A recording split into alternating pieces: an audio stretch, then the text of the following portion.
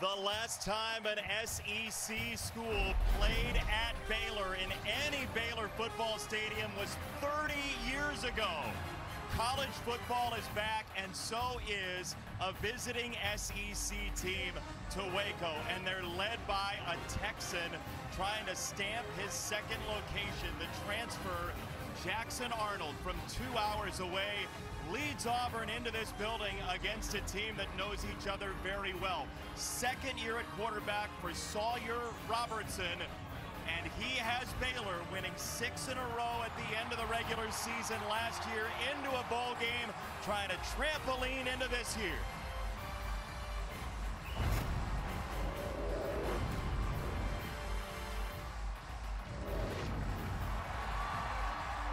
Nothing beats college football. The blood is pumping. The students are ready to go. The Baylor line. It is chaos here in Waco. And we are so thrilled to join you. Jason Benetti, and look who's here. A Heisman Trophy winner has joined our team. Robert Griffin III. So great to have you. Hey, Jason, I'm proud to be here with you, Alexa, and this crew. You guys have done an amazing job. I'm happy to be a part of Fox Sports, and I couldn't ask for a better partner. It's a nice logo, right? It's a great logo. We have Alexa Landestoy downstairs, as you mentioned, but this game, we've seen turn around very quickly in college football recently. Arizona State is a good example on the Big 12. This is a huge game early for both these teams. Yeah, it's a huge game, and it's the first game of the year. You're throwing away all of the speculation. It will be decided tonight on the field, and don't you love that about college football? You have to. And let's, since you're here, start with the quarterbacks tonight. All right, let's get it done. Guys, we got a beautiful matchup for you. You're talking about Jackson Arnold over at Auburn. This young man came in, transferred from Oklahoma. He is excited. He has the arm of a Greek god. He can make plays with his legs, and his playmaking ability is something that he can fully exploit with the surrounding cast that he has. War Eagle has very high expectations, and tonight we find out if Jackson Arnold is the quarterback they've been looking for. On the other side, for the Baylor Bears, you've got Sawyer Robertson, a Heisman Trophy candidate, a guy that some believe is one of the best quarterbacks in the country. But don't take my word for it. Let's watch the tape and show you exactly what this young man does. Complete control at the line of scrimmage. He's going to move the back to protection. He's going to get into a man beater, use his eyes to hold the safety in the middle of the field, and then airdrop a beauty to Monterey Baldwin for a touchdown. But hold on, wait a minute. You thought he was finished? I didn't. He's going to recognize man coverage. He's going to see the Mike backer come out with the back. No one's in the middle of the field, and he splits that bad boy like the Red Sea. Jason, we are in for a treat tonight. It's the Friday Night Lights, and both of these Texas high school legends are ready to roll. You sound like you've been itching to do a football game. I miss this, man. I miss this. Oh, we got it for you. Here we go. Toe meets leather next. Auburn, Baylor. It is a steamy one on the banks of the Brazos. About 90 degrees as we get ready for kickoff between Auburn and Baylor in what should be a close game. Special teams could be featured, and for more on that, downstairs to our new teammate as well, Alexa Landestoy. Welcome to Fox Sports. Hey Jason, hey Robert, so excited to be with you, so happy to be here, and I know that Auburn Tiger fans are going to be very happy to see their starting kicker Alex McPherson out there on the field. Now, if you remember last season, Jason, you hit on it, Auburn dead last in field goal percentage, but they were without McPherson for most of that time. He's been battling chronic GI issues, been caused him to lose some weight. He was a game time decision coming into tonight. He took part in warm-ups. I'm hearing that his range is going to be within 20. Anything past that, it will be Towns-Magoo. But JB, an inspiring story for a kid that loves the game of football, and he wants to battle with his brothers here tonight. You want to know how much football matters to that young man? And Alexa documented it. He had his large intestine removed in the offseason in December to make sure that he could play for Hugh Freeze and Auburn. This place is nuts right now. They have green smoke canvassing the building, and we have college football back in our lives, Robert. Yes, we do. And you talk about McPherson. This is what it takes to be a football player. Sometimes you got to give even the inside guts to go out there and get the job done. Truly remarkable. What a scene. Auburn and Baylor, two power schools hoping to be involved in their conference races. Towns Magoo will kick it off. The band is ready, and here we go.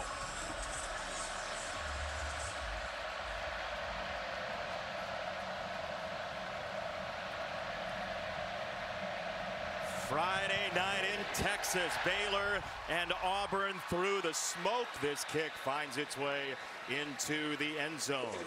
Sawyer Robertson, who did not win the job in camp last year. DeQuan Finn did.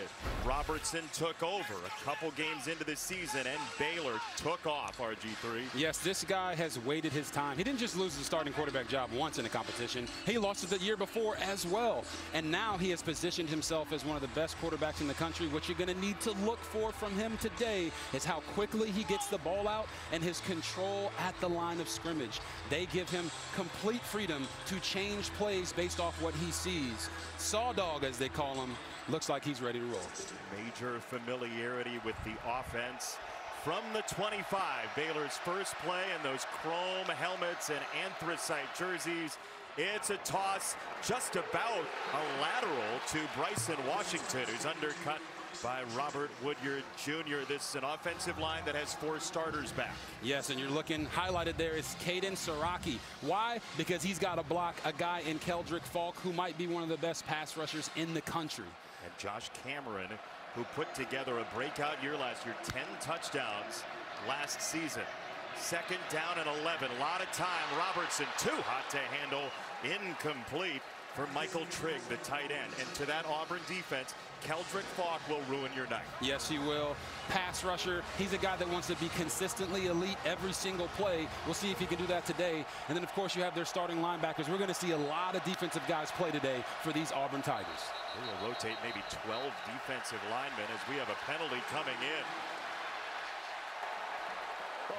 SEC officiating crew. The center reacted. 5-yard penalty. Third down.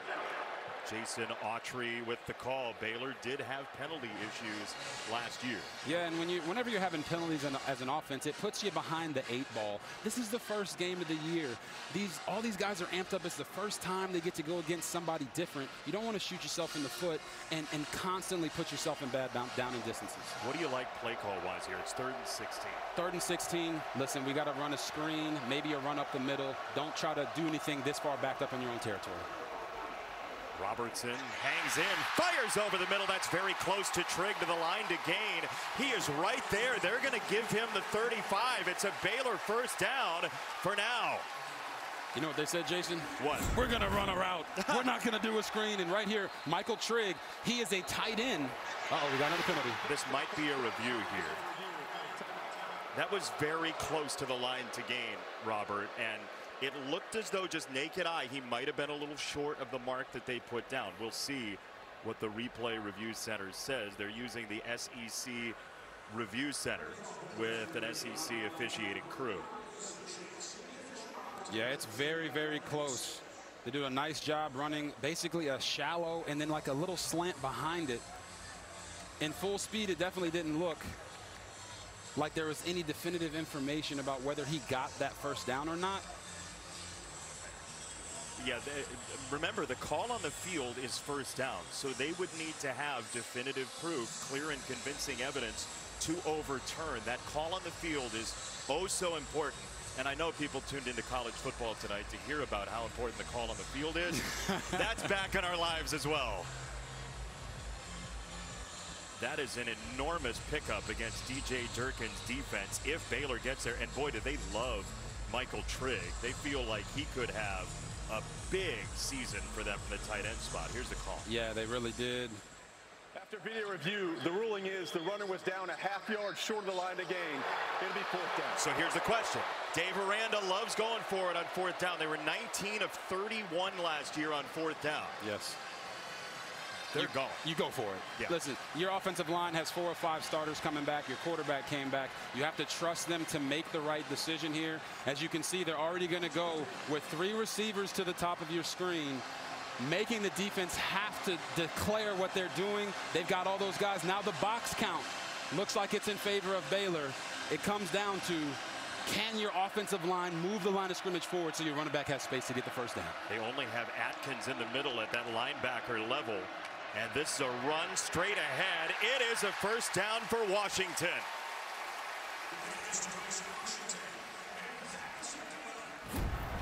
So, Jason, I want you to watch Michael Trigg. He's going to come in here and try to block to give an extra presence for that backer who shot the gap. Does a nice enough job as a tight end. You don't have to be a killer in the run game. You just got to do enough to give your running back some space, and he did just that. Just be a presence, right? Robertson off the play action. He will roll. There's a chrome helmet on the ground. But that play, by the way, Robert, they did not run much motion at all last year. They were 118th in the country. But their familiarity, oh my goodness, look at that cut on Colton Price. Yikes. Oh my gosh, right here. Look at Colton Price. Boom, gets smacked in the face. Helmet comes off with the elbow. That's how physical this game is. Nobody makes me bleed my own blood, Jason. Man. Wow. High snap with Price out for a play. And the throw's on target anyway to Cole Wilson for Baylor, the transfer from Texas State in his first year. They love this receiver room. Yes, they do. Cole Wilson has experience working with Baylor offensive coordinator Jake Spavital because they were together at Texas State in the recruitment process. They have raved about his speed, but right there he showed you he can make a catch over the middle as well. 3rd and 1 for Baylor, and it really could be a go for it on 4th down, and likely is if they don't get it here. 2 downs to get 1 yard against Auburn. It's an option pitch. It is Washington, and he's got a gash across the 40-yard line, inviting contact. Jay Crawford finally bucked him out of bounds, gain of 17. Oh, what a sweet play that was right here. They're going to read this man on the end line of the scrimmage. He comes to the quarterback, pitches it out to Bryson Washington, which you don't see a lot of these nowadays. The old school sprint option with the quarterback getting it out to the running back. I haven't run one of those since I was in high school, but that was a beautiful play. You miss it? I do miss it a little bit, Jason, not gonna lie. Yeah, I can see it in your smile. But again, this is a more sophisticated Baylor offense. The familiarity certainly helps as they have brought in Caden Knighton, the freshman tailback. He is at the top of the screen. And this is a lob to the near side for Trigg, and he was pushing with Auburn's Robinson. Big hit. The quarterback, Robertson. Yeah, took a big shot right down the middle. You're gonna see this. Our guy Woodward knocks him right in the chest, and honestly there, Sawyer missed a wide open slant that came underneath. He was trying to hit the bigger play down the field, and that's why we always tell quarterbacks, you can't go broke taking a profit. Read it out cleanly.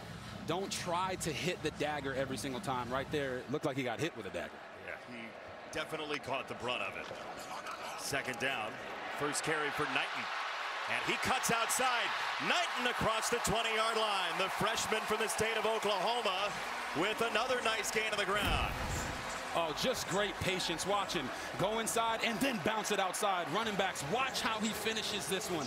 Getting vertical, splitting 2 defenders. They have been raving about Caden Knighton for the entire camp process.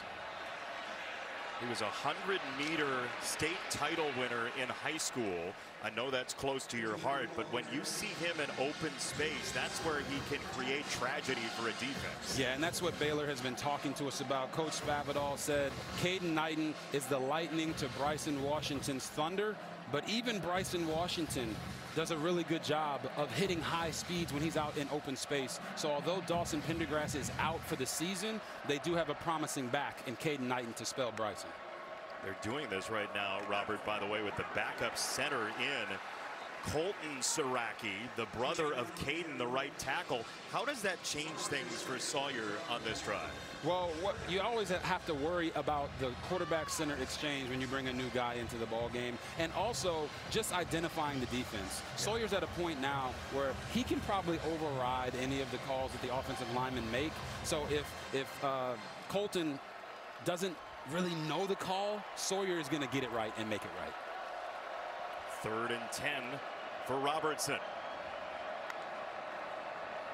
Quick hitter. Washington can't reel it in. It is incomplete. They are in field goal range, approximately 36-37, and it looks like Baylor's going to try to take the points here.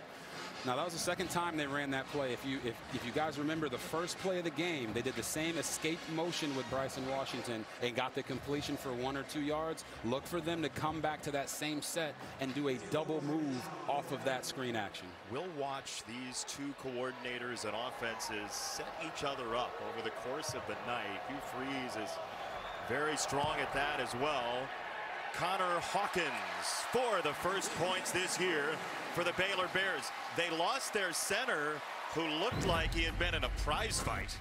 And this may turn into one. Jackson Arnold is ready for it. The native of Texas leads Auburn next. Fox College Football is sponsored by Progressive Insurance. Home and auto coverage you can count on. RG3, one thing you will learn about this crew is they will sit in the library and look at microfilm for hours and hours and hours to get footage like this, stop motion footage of Baylor Auburn from the 70s. The first meeting was the Gator Bowl in 1954. Wow. There are YouTube highlights if you'd care to watch that. I don't think my parents were alive at that time. This is just 70 years ago. First meeting between Baylor and Auburn. How about these two schools, though? Auburn, really proud organization, trying to get back on the winning track. Baylor, they had a quarterback in 2011 who won a Heisman. This goes through the end zone. And here comes the quarterback for the Auburn Tigers. Jackson Arnold, we mentioned. Denton Guyer, Wildcat. He took over as the starting quarterback there after winning the National Football Player of the Year. Eventually took over because of an injury. And the state title game was his first real experience. Highly thought of. He goes to Norman. He ends up the backup to Dylan Gabriel in 23. 5-4 as the starter last year. Kind of up and down, uneven. He ends up here at Auburn. And boy, this is an offense that's loaded with weapons on the outside for him. Yeah, it's the best supporting cast he's ever had in his college career. He has all of the talent. They have to get him some easy completions early so his confidence stays high. You heard Hugh Freeze talk about that with Alexa before the game. It's a run for Damari Alston, and he is engulfed by Keaton Thomas, the highest energy player you might see this year. It's second down and 10 for Arnold. 15 touchdowns last year, 1,400 passing yards. Still with so many offensive coordinators in his time with the Sooners. As it's second and 10 for Arnold, and this receiving core that pops off the page. Second down throw. It's a quick hitter, and it's wide for Cam Coleman. It's third down and 10. An early miss behind an offensive line that feels like it has 6 starters, including Connor Lew. Yes, Connor Lew is the leader of the bunch. He is a first-round draft pick at center. Then you have Eric Singleton Jr. Number one, they're going to move him all around the formation. He really is the catalyst to get this offense to be high percentage, which they haven't been for the last few years. Been dealing with a lower body injury, but he is in the game and hoping to gut it out for the entirety of the night. Third down. Arnold sees the pressure, steps up, and down he goes. Matthew Fobbs-White, the transfer from Tulane. They love him as a pass rusher. He gets the sack. And I know you're probably asking, where did the guy came from way outside of the picture that brought the pressure on Jackson Arnold and made him step up into the pocket. But this is why, as a rusher, you have to follow the football. Matthew Fobbs-White didn't get there the first time, spun out of it, and made sure that Jackson Arnold could not get into the open field. This is something that we talked about with Matt Powledge, the defensive coordinator for Baylor. They have to contain Arnold when he pulls it down and runs. That was LeVar Thornton on the pressure, a guy who got some valuable experience last year. 39-yard punt from Hudson Cock. Baylor will have it when we come back.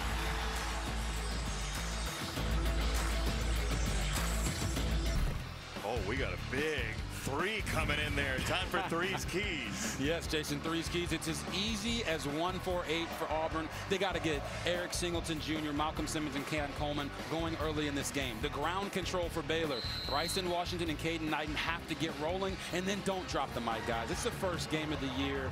Don't do the stupid penalties. Make sure you're not hurting yourself and losing the game instead of going to win it. First down run. Washington into the middle of the defense. By the way, Colton Price is back in, the center who got bandaged up in a big way after getting cut with blood dripping down his face. Yeah. Listen, I said it before, nobody makes me bleed my own blood, but if there's one thing we do know about Colton Price is that he is the leader of that offensive line up front. So he's probably willing to fight through the blood to be out there for his guys. He's dealt with broken fingers, a sprained wrist before. Here's a deep shot down the right sideline. Cole Wilson skating inside the 15. The one-on-ones were going to be huge. Baylor hits the first one. Hey, guess what? We showed you guys this route in the pregame. It's a box fade. Cole Wilson, as they raved about his speed, stacks the defender and uses his speed to get over the top. And Sawyer Robertson delivered a beautiful throw after looking off the safety. I can't wait to show you guys that one in a replay here when we have some time. They love their possibilities on the outside in this game. Washington to the 5. To give us to Bryson, Washington.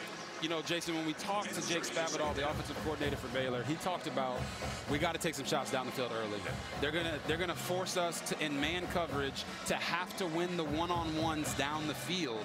And they did it right there with Cole Wilson, someone that many didn't believe would be a starter for them coming into this season. But right there on one play, he shows you how dynamic he can be. It reminds me a lot of Tevin Reese from my playing days here at Baylor. Okay. Transfer from Texas State, Cole Wilson, following Jake Spavital here a year later from the 5. 2nd and goal down the middle. Washington keeps his feet and digs down to the 2. Woodyard got a big piece of him, and Washington nearly had the want to. Yeah, you see Keldrick Falk right there got into the backfield pretty quickly. Auburn is doing a really nice job of winning some of their one-on-one matchups up front, but they're not getting the backs to stay down at the point of contact. Right there, Bryson Washington took a run that was probably blocked for -3 yards and turned into a positive gain. 3rd and goal here, Robert. They have Kloffenstein, one of the tight ends. They really like the tight end room this year. He is the man in motion, and this is going nowhere. It's a loss of 1. That's Keldrick Falk, one of the top defensive players in the SEC with the stop. Yeah, I mean, you're talking about Keldrick Falk. He's right here in the, not quite on the edge, but watch him stack, shed, get to the back, and finish this time, which he didn't on the previous play. But you just saw about 3 Auburn defenders in the backfield. They're a very penetrating defense. Baylor's going to go here. 4th and goal from the 3. Robertson, short set, end zone, incomplete. He wanted Trigg. It's knocked away. Champ Anthony got the hand in, and Auburn holds the line. The junior from Fort Worth, Champ Anthony, keeps Baylor out of the end zone. What a hold for the Tigers.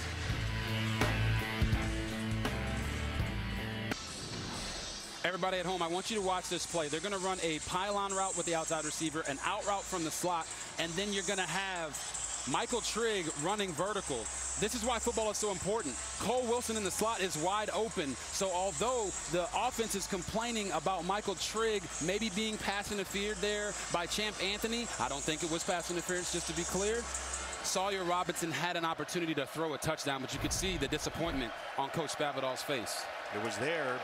So 10 plays in Auburn territory and 3 points for Baylor. But that's good news for Auburn, a team that has really struggled in the past year with situational football. They were under 50% in red zone touchdowns. To get a stop there is enormous. Yeah, very enormous, especially when your offense goes out there and kind of lays an egg on the first drive. You want to let them know, hey, man, we're playing complementary football. We got your back. We're going to keep you in this game. Get it right, Hugh Freeze and Jackson Arnold. And a 3 for Alston, and they're going to run it again. He gets to the outside, breaks a tackle, and bowls to the 19-yard line.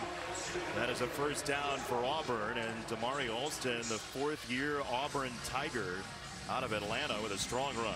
Yeah, Damari Alston's been waiting his time, biding his time, knowing that his opportunity would eventually come. They're very excited about seeing what he can do in the running game with a much improved offensive line, bringing in 2 big tackles from the transfer portal. They could be better in the run game even without Jarquez Hunter.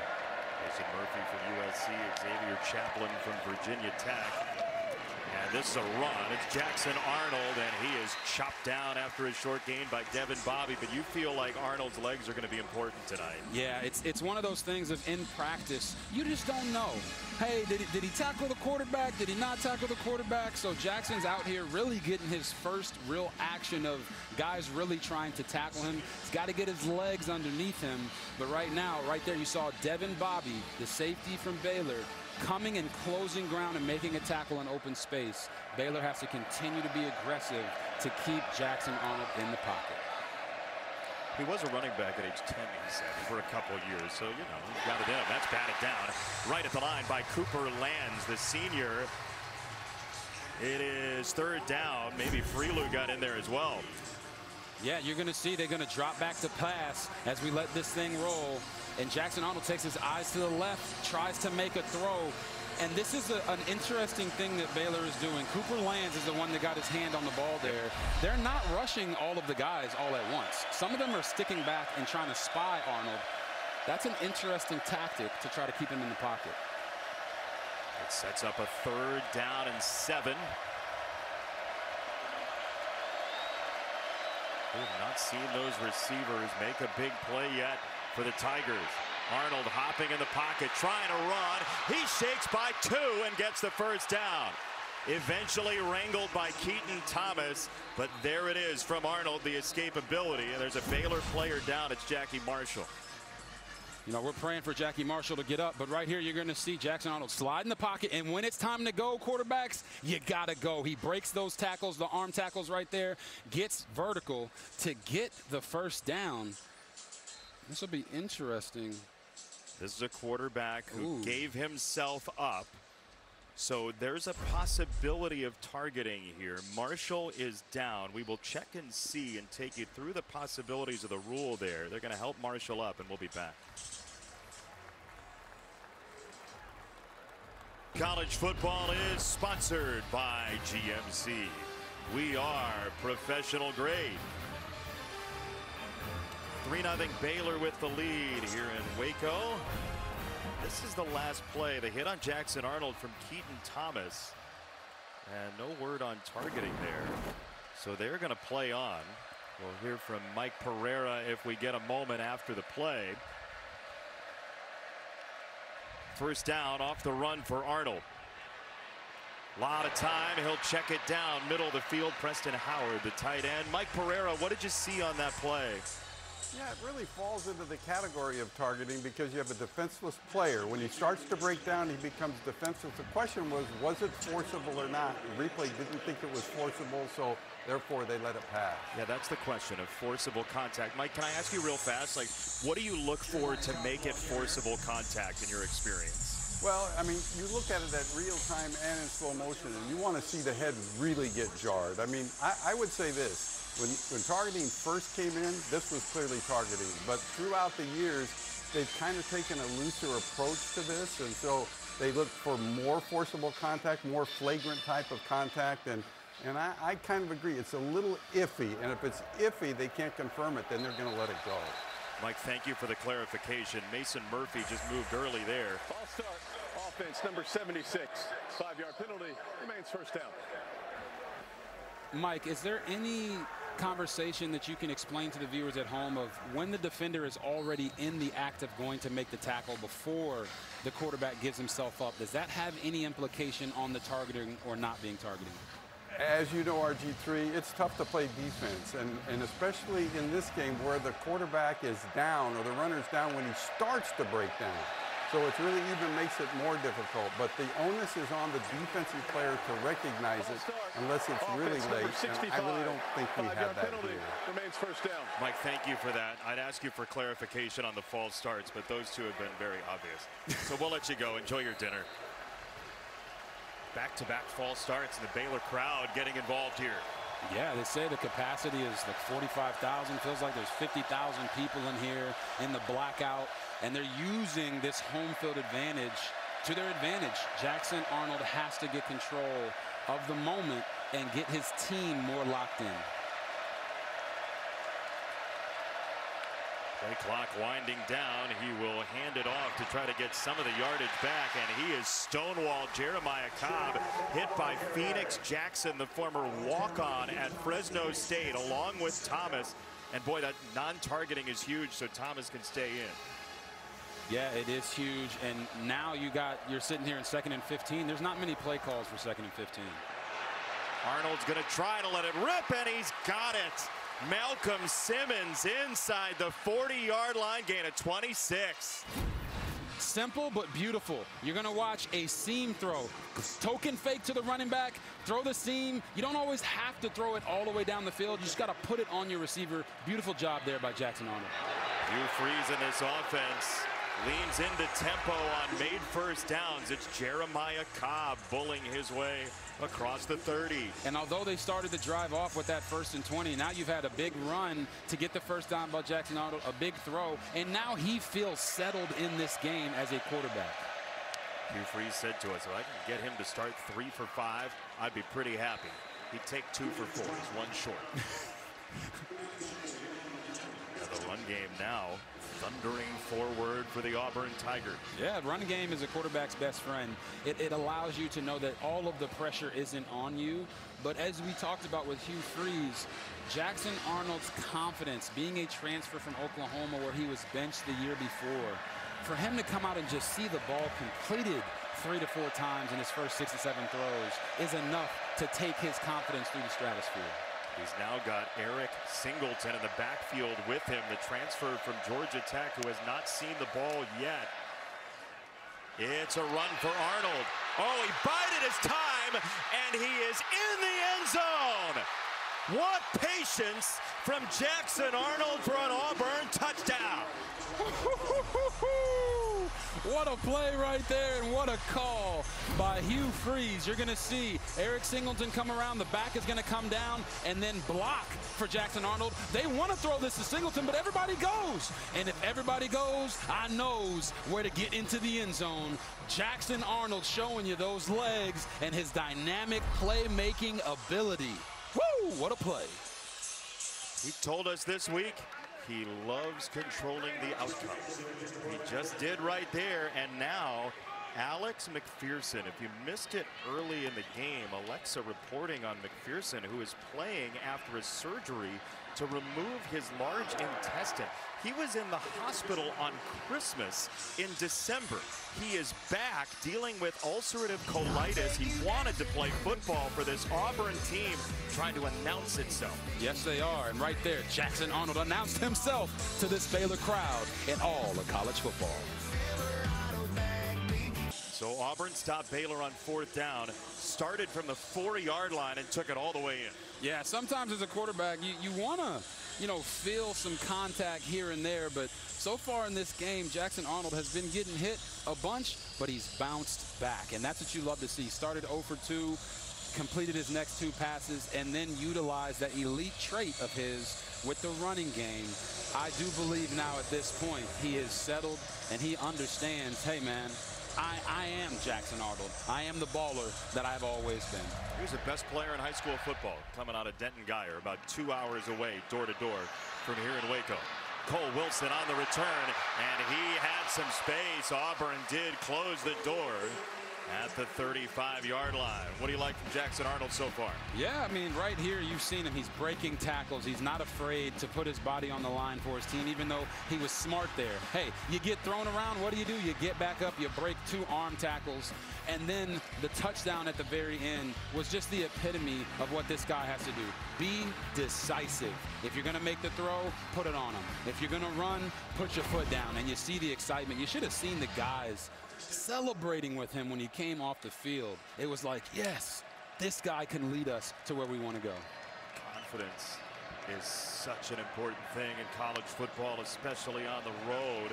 Sawyer Robertson, a handoff, and that goes right into the middle of the defense. Atkins was there first on the run for Washington, And that will wind us down to possibly the end of the first quarter. You're probably wondering, like, why is Sawyer Robertson 4 of 8, maybe not as efficient as he was last year early in this game? It's because Auburn is plugging all the gaps in the run game and forcing them to throw the ball down the field, which isn't the highest percentage throw. Defensive line is fearsome for Auburn, toe-to-toe with these chrome helmets. But War Eagle has the lead after one, 7-3. Your young quarterback extending plays with his legs. How can you capitalize off of that last drive? Well, hopefully settle him down a little bit. He's got a couple guys open. He did hit one good one there. We look a little sluggish, I don't know, defensively, and I think, you know, we bowed our neck there and got to stop, but we've got a 3rd and 16 and first drive. Hopefully we can do better on those the rest of the game, but good to see Jackson moving the chains for sure. Gaining some confidence from there. Thanks, Coach. Thank you. That is the most downtrodden 7-3 interview with the lead that you'll hear. It is a sack for Chris Murray for Auburn coming around the corner.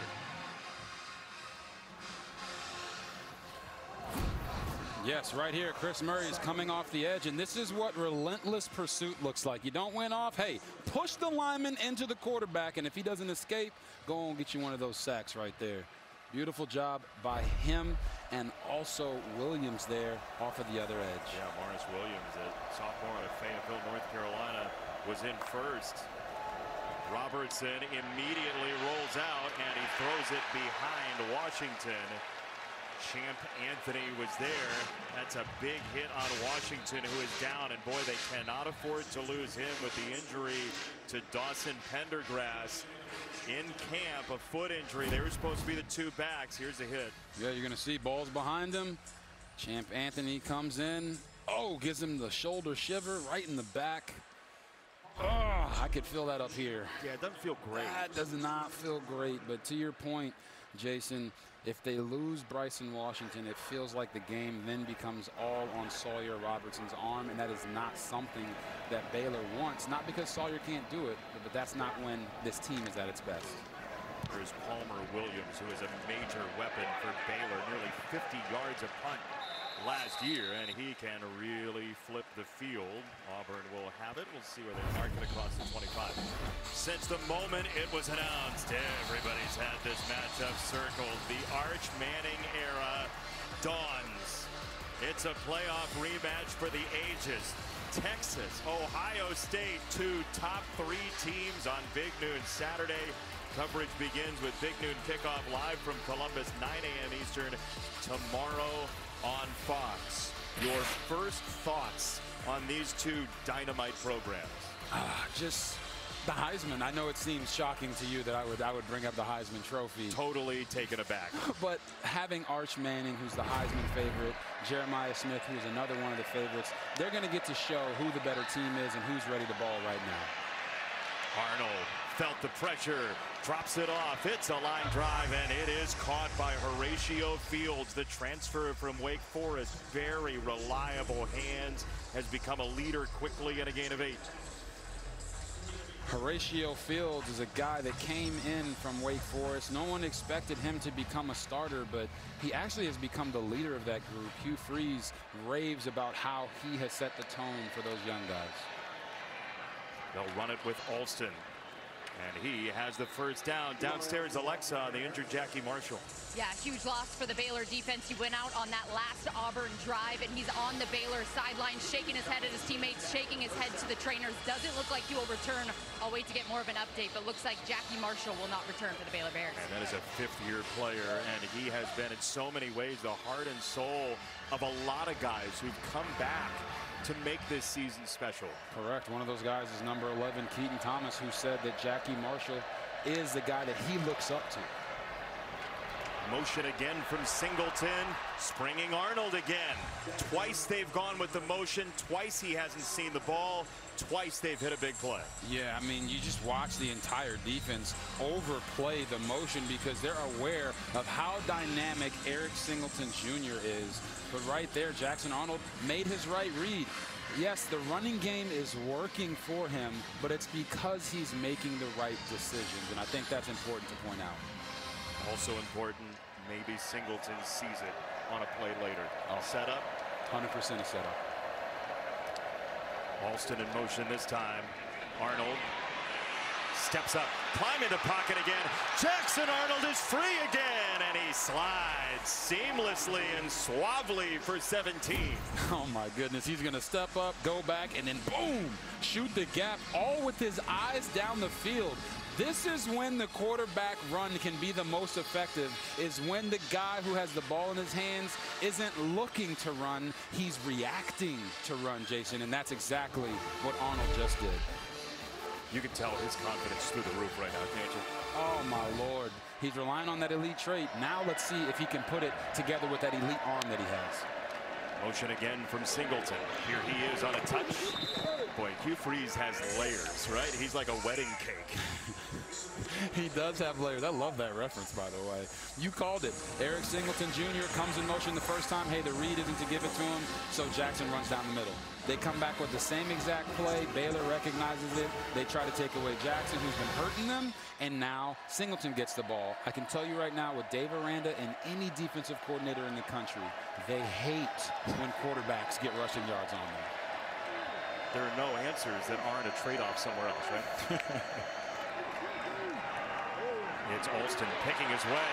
Another patient run, and first and goal for Auburn. Leaning on Baylor, he got all the way to the safety, Bobby. Yeah, you see the tough run. Watch in between. Hey, one cut, two cuts, get vertical, run through contact. Man, Damari Alston, I don't know if you noticed this, but right there in the backfield, he kind of looked like he was standing like Ashton Jeanty. Ooh. But you can see the hands on the hips of the Baylor defensive lineman. The tempo and the amount of plays they're on the field is starting to get to him. Into the red zone, Auburn very quickly down to the 1 and in.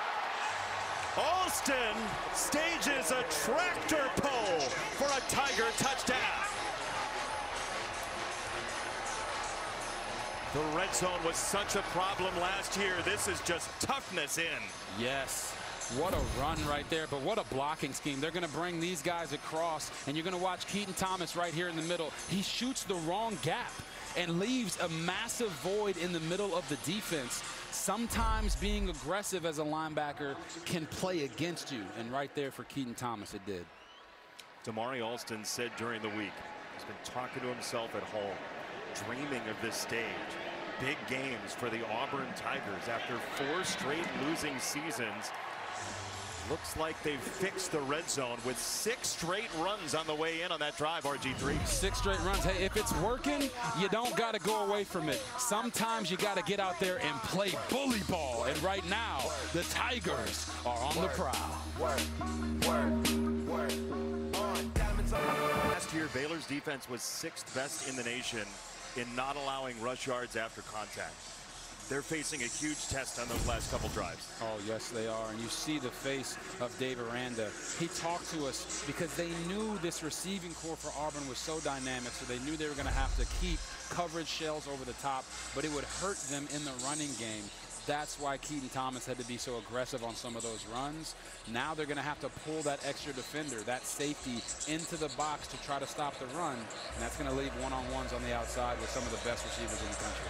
Next time Auburn has it, we'll see what sort of potion Hugh Freeze concocts for that. For now, Baylor will get it back, needing a score, because Auburn has it out of halftime. So if you're Sawyer Robertson and Baylor, what are you looking to do right now? Well, to be quite honest, they're getting bullied right now by this Auburn Tigers team. So you want to come out and establish your own running game. And outside of that, they got to get the ball to Josh Cameron. Yep. He hasn't touched it. Yes, they've targeted Michael Trigg, and Cole Wilson has had a couple big catches here. But they got to get their guy who is really the leader of that receiver room rolling so he feels a part of the game. He's down at the bottom of the formation there, matched up with Rayshawn Pleasant, the transfer from Tulane. Baylor from the 25. Over the middle, Robertson gets a completion for the first down to Ashton Hawkins, the redshirt senior from DeSoto, the power in this state. Gain of 12.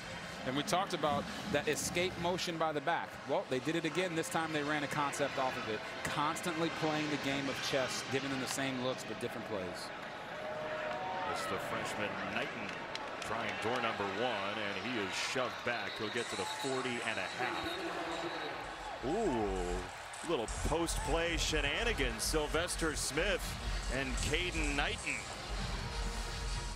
College football is back.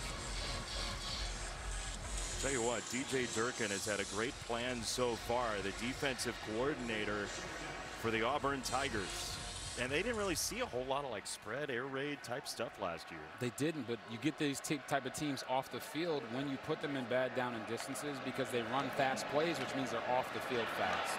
Another nice block from Trigg in motion, but it's just 3 for Knighton. Winters, the freshman safety, got in for Auburn.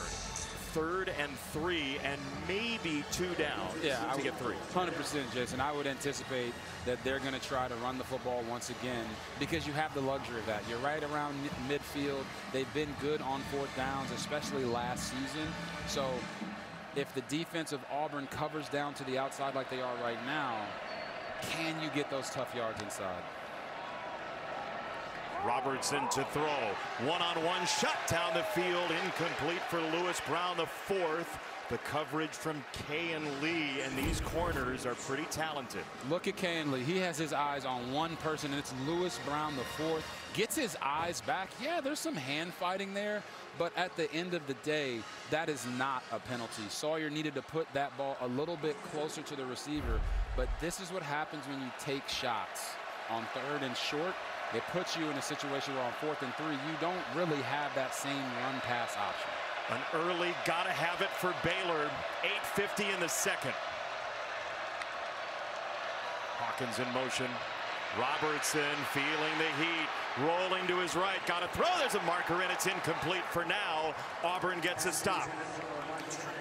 Normally when you see those flags or the quarterback breaking the pocket, it's holding on the offense, and I think that's going to be holding on Colton Price. Holding. Offense number 72.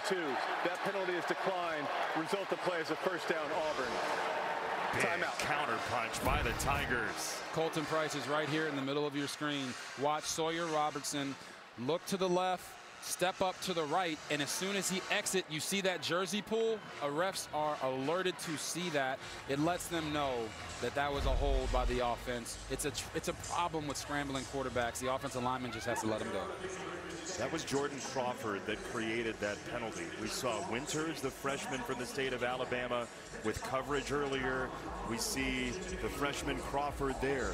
Auburn really believes in these young guys, and that's part of the rotation idea. If you're looking forward in the SEC season for an Auburn team that's trying to climb the hill, those freshmen are going to be a big part of it. 100%, JB. They talked to us in the meetings this week, whether it was DJ Durkin or even Hugh Freeze. They talked to us about how they're going to play about 9,000 people on defense because they believe in this young freshman class. But the reason that it's been able to set them apart is because of their upperclassmen don't have any selfishness about them. They understand they need these young guys over the long haul of this season when injuries happen, so they're supporting each other through all of this, and that's what makes a great team.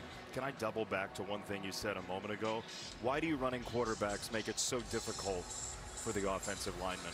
It's a blessing and a curse, right? We can get the offensive linemen out of certain situations when they get beat. We can make them look good, but we can also make them look bad. And I think it's just that balancing act of knowing, hey, if the D lineman is trying to escape backwards or to the side, usually that means the quarterback is coming. Run your feet. We always talk about run your feet with those hands inside as an offensive lineman instead of reaching and grabbing. 8:43 here in the first half. You said off the top in Three's keys, don't drop the mic. Yeah. Don't make mistakes. They settled for a field goal. Baylor did. Stopped on downs a couple of times. No turnovers to speak of, but turnovers on downs are pretty much the same. Exactly. And listen, it's 14-3. They still have an opportunity to be in this game, but now you're going to need your defense to step up big because Auburn also gets the ball after the half.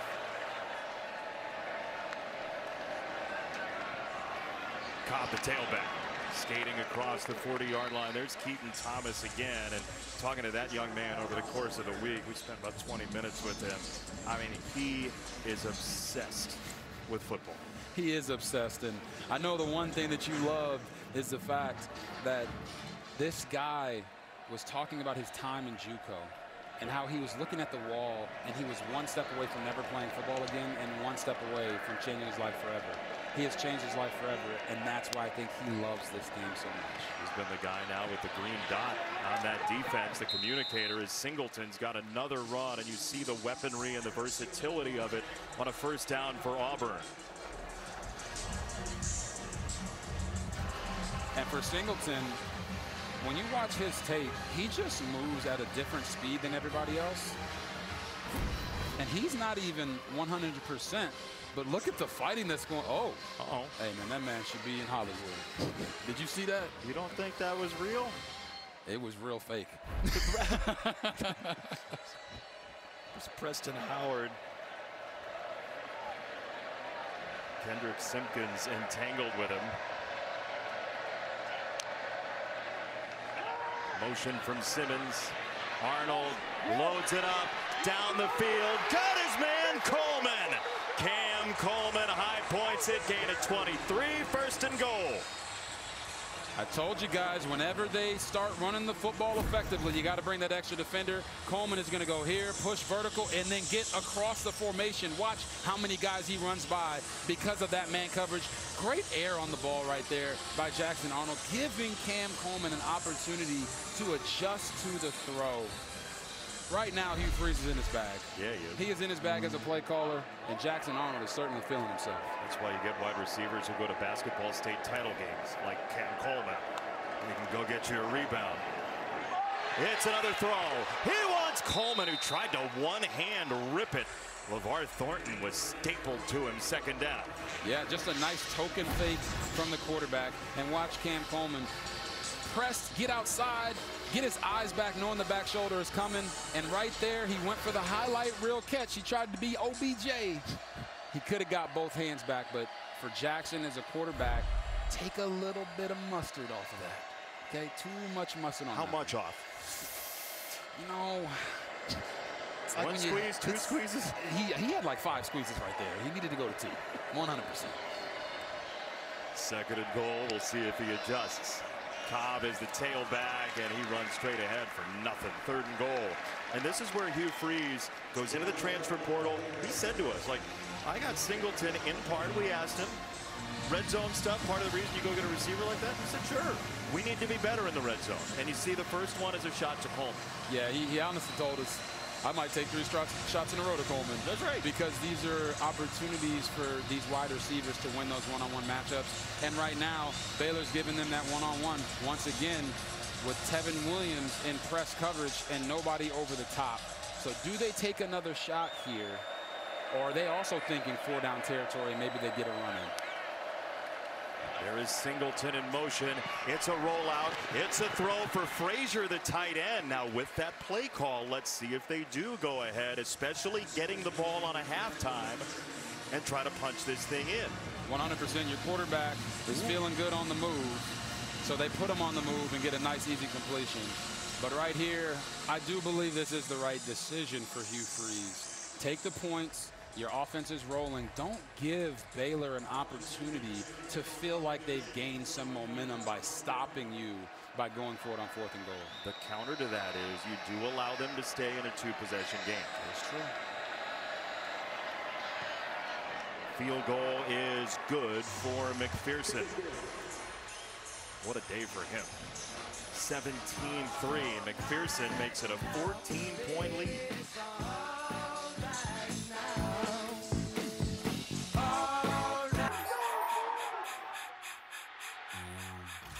Reincarnated, I was stargazing.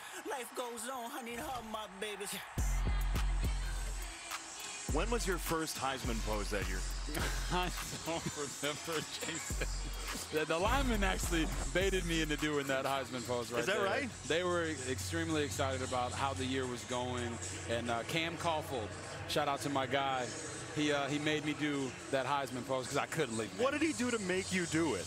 We just had talked about it all week. Hey, man, you going to do a pose? I was like, no, we're going to focus on the game. He looked at me in the eyes after that score, and he hit the Heisman. I said, well, I got to hit it with you. I love it.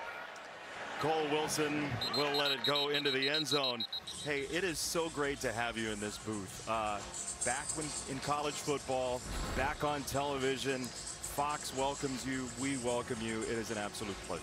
Jason, you've been phenomenal. You're hilarious. You're extremely intelligent. I think me and Alexa can both agree that this was a dream pairing for us to be working with you. And being back in college football, you just miss this. You miss the atmosphere. You miss the pageantry. So I hope people can hear it in my voice. I'm super excited to be back and call these games and tell these player stories. It is so great to have you. Thank you for the encouragement. Now I actually have to be funny, which is a problem. Baylor needs a score. Down 2 touchdowns. This is over the middle. The intermediate stuff to Wilson. He shakes by 1. He's got the 40, and he tight ropes all the way across the 41-yard line. Just a nice job here by Sawyer Robinson, bringing the motion, snapping it while Cole Wilson was still on the move, and he's having himself a day already with 83 yards receiving on 3 catches. Washington squeezes through, and Washington picks up a 7-10 split that ended with the 8-pin Caleb Harris first down. Jason, all it takes is one. That is Baylor's motto right now. All it takes is one guy to make a play. Be the guy that makes that play and show everybody that it's possible. It's been Cole Wilson today, and now Bryson Washington gets him going. It's a screen. It's Wilson again. Cole Wilson has a nice chunk, 7.5 on first down. Baylor is cooking really for the first time. Yeah, and Jake Spavital is saying, you know what, I got one guy on the field right now that I know is making plays. I'm going to keep feeding him. Let's keep going that way. And Sawyer's doing a good job getting in the ball. Right back there, Wilson again. You asked Sawyer Robertson during our meeting with him, like, how do you handle it? You got all these weapons. And he said, hot hand. Yes. And you have to think about it from a quarterback's perspective. I got one-on-ones, I got screens, I got decisions to make. Who is making plays on the field right now? They have identified that as Cole Wilson, and Sawyer is getting to plays to make sure that he continually touches the ball. Now Wilson with the motion behind Robertson. Fake it there, throw it this way, into traffic, and Trigg at the sideline. Ooh, boy, dangerous throw. Yeah, that was a dangerous throw. You see all these sweeping ghost motions behind the quarterback, and watch how close this is. Champ Anthony almost gets it. Trigg, yes, he gets hit right there, but Jaquez Robinson knocks the ball out. But for receivers, we always say, if it touches your hands or your body, you got to come down with it. Well, you all say that. They don't necessarily say that. Here's a run for Washington, and he'll pick up 2. It'll be 3rd down and 8 with 4 minutes to go in the second quarter. It's funny you say that because they really don't. The receivers don't say that, but they honor us by doing the push-ups if they drop it. Our job is to get them a better ball so they're not getting run over by the defense. What's a good ball here from Sawyer Robertson and a good call from Spavital? I like this one-on-one matchup down here to the bottom of your screen with Josh Cameron. Find a way to get him the ball, switch release. He has not seen the ball yet today. He'll go the other way. High in the air, knocked around, and incomplete. He wanted Ashton Hawkins, that straighter, the transfer from Miami, Ohio. And boy, the depth of this Auburn secondary really showing itself. Now, 4th and 9. You going? 4th and 9. Down 14, 2 scores. You bet your sweetheart points I am. I'm going for it right here. Why? Baylor, you have to show trust in your quarterback and your playmakers at wide receiver. Look for Sawyer Robinson's legs to be a factor here as well if Auburn does cover down. Cameron down there with Crawford, maybe Auburn's best corner. Up high, Robertson got a free runner, touchdown! Kobe Prentice, 33 yards. He played against Auburn in 3 Iron Bowls, and he burns them on 4th down with a Big 12 team. This is very simple. He's going to run at the backer and then get vertical right down the seam. All of these defenders have their eyes on the quarterback as if he's going to run. They must have been listening to me up in the booth. And Kobe Prentice wide open for 6. Talk about a swing of momentum for the Baylor Bears. Oh, why are they going for it on 4th and 9? This is not the right decision. Boom. It was the right decision. What a game changer. Auburn fans are like, again with Kobe Prentice?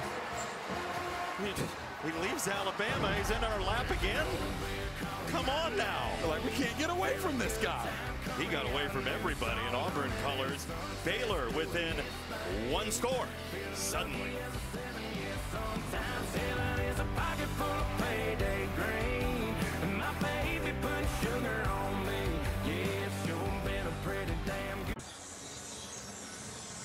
Sawyer Robertson and the Baylor offense into the end zone on 4th down and 8. By the way, if you hear us saying his name and you're like, why are you stressing the zone? His parents love Sawyer, not Sawyer. Yeah. Sawyer. Sawyer Robertson. We say it right for his parents. He says, Mom can't watch the games. Dad sits at the very top of the stadium with AirPods in. So here we go. His mama called him Sawyer, so I'm going to call him Sawyer. That's exactly right. Jackson Arnold, the transfer from Auburn, has them into the end zone twice. Notable successful transfers, Bo Nix included, Auburn fans know, but Jaden Daniels, all these guys, a lot of them ended up in the league, RG3. Yes, they did, and every single one of them is a starter except for Dylan Gabriel, and who knows when he might get his shot this season. But that new scenery, new coaching, finding the system that is best for them paid off, and that's exactly what it looks like it's doing for Jackson Arnold right now after having, this is his 4th offensive system in 3 years in college football. That's tough to develop, but right now he looks like he's playing with a lot of confidence. Throwing Casey Mize fastballs for Auburn so far, leading 17-10. Arnold right down the middle, got the tight end Frazier. That's a gain of 9. And oh boy, post play, big scramble for it. Let's see, the ball was loose. We'll see what the officials say as they unpack it. Baylor has the football. The question is this a recovery of a fumble for Phoenix Jackson? Hugh Freeze is like, what is going on? Did anybody blow a whistle? That's what Hugh Freeze wants to know. Yeah, for the first couple looks, it looks like it was caused by the ground, and the ground can't cause a fumble. Really on the field, it's a completed pass that was fumbled by the receiver, recovered by the defense. First down. Baylor. Wow, it is Baylor football. Auburn -9 in turnover margin last year. We'll see if this stands. Now we got to check and see if he was down before the ball came out. So look at the knee, look at the ball. He's down, guys. That is definitely going to get overturned. Like I said before, the ground can't cause a fumble. As soon as that knee touches the ground, play is over.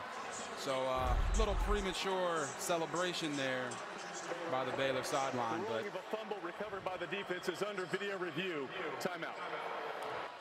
Yeah, if that knee is down, ankle is one thing, but if the knee is down, the leg proper is down, you are down. Yeah, and you see, he goes here, he covers with 2 hands like you're coached to do. They try to knock it out. But right there, knee is down, elbow goes down, then the ball comes out. It'll be Auburn ball. And again, we would say the ball can move very slightly. It didn't even move. Mike, what do you see here? I think that it's so good to have Robert here that he's already on top of things with us. So he's absolutely right. To me, the knee is down. He's got control, and that's the issue. As you'll see here, the knee's down. You see the laces of the ball, there's no movement at all, and it doesn't pop until that elbow hits. So he's down. To me, it's going to be reversed to the runner being down. It's going to be 2nd and 1, and Auburn will retain the ball. After video review, the runner was down with possession of the ball at the 34-yard line. It's 2nd down, Auburn. Well done. Well officiated. Auburn will keep it, and Phoenix Jackson won't have that enormous turnover for Baylor. You know, it's kind of funny. When we were talking to the defensive coordinator for Auburn, DJ Durkin, he said something that kind of really resonated with me for all offenses and all defenses. Turnovers is a mindset. Yeah. Right there, Baylor tried to make a special play to do a takeaway as opposed to it being a turnover, which is something that the offense just kind of gives to you. Baylor has to keep that mindset. It's a run for Alston. And he navigates through traffic again. He gets dumped by one leg. Tyler Turner with the hit. But DJ Durkin, the way he said it, was like, we have to actively try to get the football, make plays on the ball, and Baylor did there. Yeah, it's like on offense, the only way you can score is if you're trying to score. So on defense, your mindset has to be the only way that we can get takeaways and turnovers is if we're trying to get shots on the ball, making a play on the ball when it's in the air in the secondary, punching the ball out when we're on defense going to tackle the runner. And I know Baylor's on defense right now, but it really applies to all defensive philosophy. Simmons, the motion man. Arnold has time. Now the pocket collapses. He is flushed, and he will run out of bounds. Interesting, Auburn taking some time before the snap there, maybe trying to play keep away with Baylor, who does have 3 timeouts. Both teams do. Yeah, if you're Hugh Freeze, you're saying to yourself, my team is rolling. Yes, we're utilizing tempo, but if you guys at home can recognize the tempo between Auburn and Baylor isn't the same, and we'll talk more about that when we get back. After the 2-minute timeout, you saw Auburn 22 run plays so far to a 17-10 lead in Waco. Fox College football is sponsored by Chewy. For life with pets, there's Chewy with everything. Cam Newton most recently, the 3 Heismans for Auburn. It was 15 years ago they won a national title. Hard to believe it's been that long. I know you watched him while you were playing. Oh, yeah. You talk about QB power. Yes. Oof. One of the most dynamic players in college football history. Took Auburn to that national championship. When he ran those powers, I don't think anybody wanted to tackle him. Second down. Here is Arnold. Quarterback run for Auburn. To the outside and a first down. And a marker comes in late, very late. Back at the 47. It's a gain of 15 if it sticks.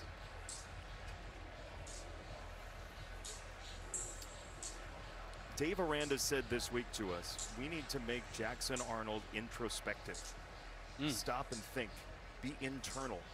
He has been outwardly confident all night long. During the run, holding, offense number 3. Wow. 10-yard penalty from the spot of the foul. Repeat second down. It's on the receiver, Perry Thompson. Yeah, you're going to see Perry Thompson. It's the same thing that happened to the offensive lineman. When you grab the outside of the shoulder pads and start to run your feet, and then that turn right there, once Jackson Arnold is past him, is why they called holding on him.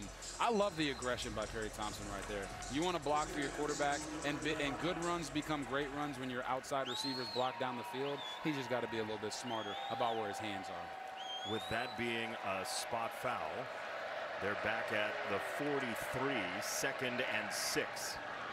Arnold wanted to shuttle that away for Alston. Instead, he'll double back and skate free again. Jackson Arnold in space puts his head down, and it looks like he's just short of the line to gain. Turner was closest. It'll be 3rd and 1. What a run. Yeah, I mean, he's going to escape this way, come back the other way. Who's this guy think he is? Cam Newton? Nice broken tackle. He is not afraid to use his legs, and this was something that Hugh Freeze talked to us about in our meetings. Hey, we don't know, like, how mobile is he going to be? How many of these runs and these broken tackles is he going to get out of? Right now, he is really relying on his legs to make plays for this Auburn offense. See all the rush yards they have piled up today. Alston right up the zipper, and that is an Auburn first down. They are shoving their way forward. And talking to Derek Nix, the offensive coordinator for Auburn, he was like, and Hugh Freeze said it too, we just want to see that push from the offensive line. We want to see that drive, and it has been there. Yeah, it has, and we talked about this. Hey, it's 4-down territory. They're near midfield. 3rd and 3, why not run the dive? Your offensive line is really creating holes, and you see Derek Nix up there. He's in the calm environment of the press box, but he's seeing everything clearly. Great running back in his own right. Free runner here, and Arnold gets hit. That's a free football. It's down on the ground, punched away, and eventually Auburn is on it with Jeremiah Cobb inside the 40-yard line. Kendrick Simpkins dislodged it and turned it into a pinball. Holy cow.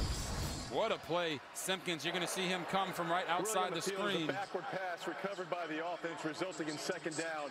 Timeout Baylor. That's a backward pass.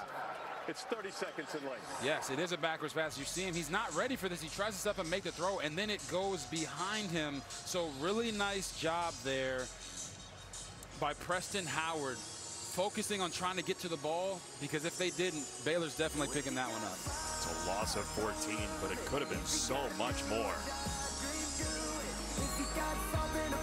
It's a big match for the National Women's Soccer League, and only the best will win. Just blaze Godzilla bankroll, stones from Leone. Yo, I ain't got it all. That means I'm barely home. Trailblazers, stay ballin' with vengeance. My arts is crafty dogs. Why I stuck with Laffy Taffy, wondering. Get past me. I've been doing this before. Now it's dropping nasty.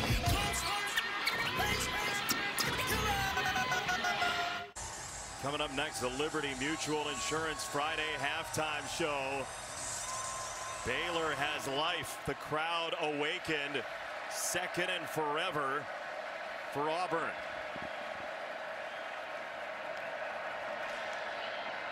Arnold, another free runner. He gets away from Jackson. He rolls and throws it out of bounds. Discretion, the better part of valor. No grounding. It got back to the line of scrimmage and beyond, but there's Jackson again. Yeah, right here. It's coming right down the middle of your screen. There's going to be a huge void. And listen, Phoenix Jackson, they said they're going to blitz him a lot, and he's going to play a lot. They are forcing Jackson Arnold to run for his life on almost every single play. It has worked for Auburn so far, but at some point you wonder, is it going to start to wear down the quarterback if every time he drops back, he has a defender, a free defender right in his face? It's very hot here. Fatigue could be a factor for both teams as we go down the stretch of this game. Baylor has 2 timeouts, and Auburn will bleed one of those dry. It's a tackle by Thornton on 3rd down. We'll see as Dave Aranda calls the timeout. 47 seconds to go in the first half.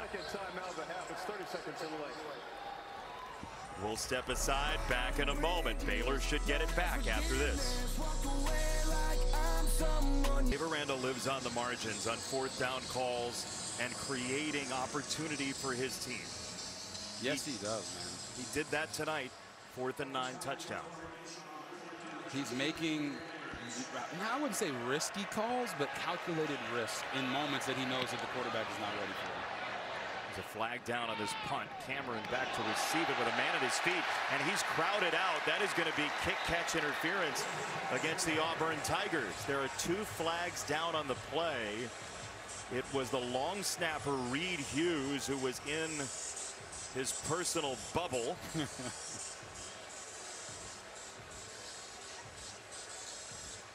We'll see about the 2 penalties. 2 fouls by the kicking team. The illegal formation. Offense number 8 lined up in the backfield. That penalty is declined. Interference with the opportunity to catch the kick. Kicking team. That penalty is 15 yards from the spot of the foul. First down, Baylor. Enormous penalty. Yeah, enormous penalty, especially with the clock running down. You got to be able to control yourself. He slips and hits him, and as you said, Jason, he is inside of his personal bubble. You cannot be inside of his personal bubble when he's going to catch the punt. It's too hot for that. It's 90 degrees. and he is getting lit up over on the sideline. That's the long snapper, and you appreciate the effort, but it's 15 yards that they just could not afford. Baylor has a timeout. Remember, Auburn gets the ball out of halftime, but an opportunity knocking for the Bears. Sawyer Robertson on a 5-man rush. He'll throw it to the far sideline. Incomplete. The crowd wanted a flag against Pleasant. 2nd down. Brown the intended target. And you called Rayshon Pleasant's name for the first time. This is a guy that Hugh Freeze spoke to us about, and even DJ Durkin said, hey, this guy, they're going to know his name by the end of the season. Maybe not always as a corner, but also as a returner. So to see him playing so tight in coverage right there is showing you his evolution as a player. He's lined up with Brown again. You saw Trigg over there, the tight end, separated from the formation. Pressure coming, and Robertson is down. He's swarmed under by Keyron Crawford, the senior from Memphis. Oh, yeah. Keyron Crawford, they're going to run a game here with the defensive end and the defensive tackle. Boom, go inside, go outside, skinny through. And right there, Sawyer just has to be a little bit stronger in the pocket because Keyron only got one hand on him. But, hey, That call was enough to bring him down. Yes, it was. You got to worry about Falk there as well. Crawford gets there. Timeout Baylor. The NFL regular season kicks off on Fox September 7th. The Giants take on reigning offensive rookie of the year, Jaden Daniels in Washington. Good quarterback for Washington, having a good rookie year. Interesting. Niners take on the Seahawks as well, or other regional action. The NFL is back September 7th on Fox. Auburn and Baylor here. Alexa, would you call this the Jarrett Stidham Bowl? That's what people are calling it when you're prepping for this game. That was a name that kept popping up. I chatted with him earlier today. He told me it's really cool to have his two former schools playing each other. He's got great memories from both. He met his wife, he met his best friend at Baylor, but he's got his best football memories at Auburn. He said he's watching with fellow Broncos quarterback Bo Nix. They're cheering on the Tigers, if you're wondering who he's rooting for here tonight. Oh, he's got Bo with him. The whole Bronco QB room is watching tonight. Bo Nix had that memorable opener back in 2019 against his future team. Robertson snaps it off. Trigg keeps his feet. Trigg to the outside. Got a block from Washington. He is out of bounds before the line to gain. And now let's see exactly how hot the dice feel for Dave Aranda. 21 seconds. It'll start on the snap. It's 4th and 3. Thank you. From their own territory. You're welcome. Auburn does get the ball on a halftime here. That changes the calculus. It does change the calculus, and if you're Dave Aranda here, you would certainly want to punt this ball. It's showing extreme confidence in your offense and maybe even some confidence in your defense after getting the big stop on the last possession. See if they snap it. They do. 4th and 3. Here we go. Robertson. Incomplete. There's a marker down. Pleasant got his hands on it. Let's see what the penalty is. It's pass interference on Rashawn Pleasant, 100%. Holding. Defense. 10-yard penalty from the previous spot. Includes an automatic first down. That's pressure put on by Dave Aranda and Baylor. You're going to see him right here lined up outside on Lewis Brown IV. He wins off the line, and then he gets in his hip pocket, and right there when he sits down to run the curl, he just is hugging that man like he owes him money. So that sometimes as DBs, they get upset with some of the holding calls and some of the pass interference calls, but right there I think even Rashawn knew, yeah, you got it. First down, Auburn territory. Baylor, Hail Mary, sideline. Too much for Wilson. Boy, Baylor's had enough Hail Marys for a lifetime in the last 2 years. Yeah, this is another box fade throw. Cole Wilson caught a big one of these earlier in the game. Right here, it's just a little bit too far for him. He can feel that safety coming there as well. Sawyer has to do a better job of putting that ball on his back shoulder so he can protect himself from that front side hit. You have a chance to get the ball to the sideline once. Auburn's going to use a timeout here to talk it over. Auburn has called a 30-second timeout as their first to the half. Baylor within 7, 8 seconds to go second quarter. This is a great scene here in Waco, and this place has become famous for, for what? Flipping teams. Oh. Some great, it's the fixer-upper here for Dave Aranda. Look at how happy he is. 12-2 after 2021, got his tool belt. He's the Bob Vila of Waco, and then suddenly, storm clouds everywhere. Storm clouds everywhere, just hammering away. Look at that face. Yikes. And then 2024, they're 2-4, and then suddenly the sun comes out. It's a rainbow. They finished the regular season 6-0. We don't know Dave Aranda to be like a carpenter. Right. He is a cerebral guy. He's a thoughtful guy, but he is a fixer-upper guy as well. He is a fixer-upper guy, and he is the last of his kind. He told me in our meetings that the songs, what he listens to before the game is the movie soundtrack to the last of the Mohicans. Amazing. So I don't think I've ever seen him smile like that in real life. No, that's right. Yeah. It takes evidently some work with your hands. Second down and 10. 8 seconds to go. Dave's gonna love that. Robertson throws it down the middle, incomplete for Trigg, who had broken away from the Auburn coverage, and Robinson. Oof. Oh, it's such a great route across the middle. He's going to inside release and get here to the middle of the field. He's got man on, pressure, stay strong, and it's just make that catch, and he's off to the races. And you're probably wondering at home, well, why would they throw the ball across the middle with 8 seconds? Well, in this situation, you tell your receiver to catch and get down. That way, the first down stops the clock, and you can get your team out there to kick a field goal. Quick hitter, got it to Brown. Very athletic Brown gets to the 30, and that's all. So Baylor does finish the half on a drive. They bogged down, and we'll see if Baylor can flip this house in the final 30 minutes here in Waco. For now, after a grueling first half, we send you to the studio. Mike Hill, Chris Peterson, Bruce Feldman, Liberty Mutual Insurance Friday halftime show.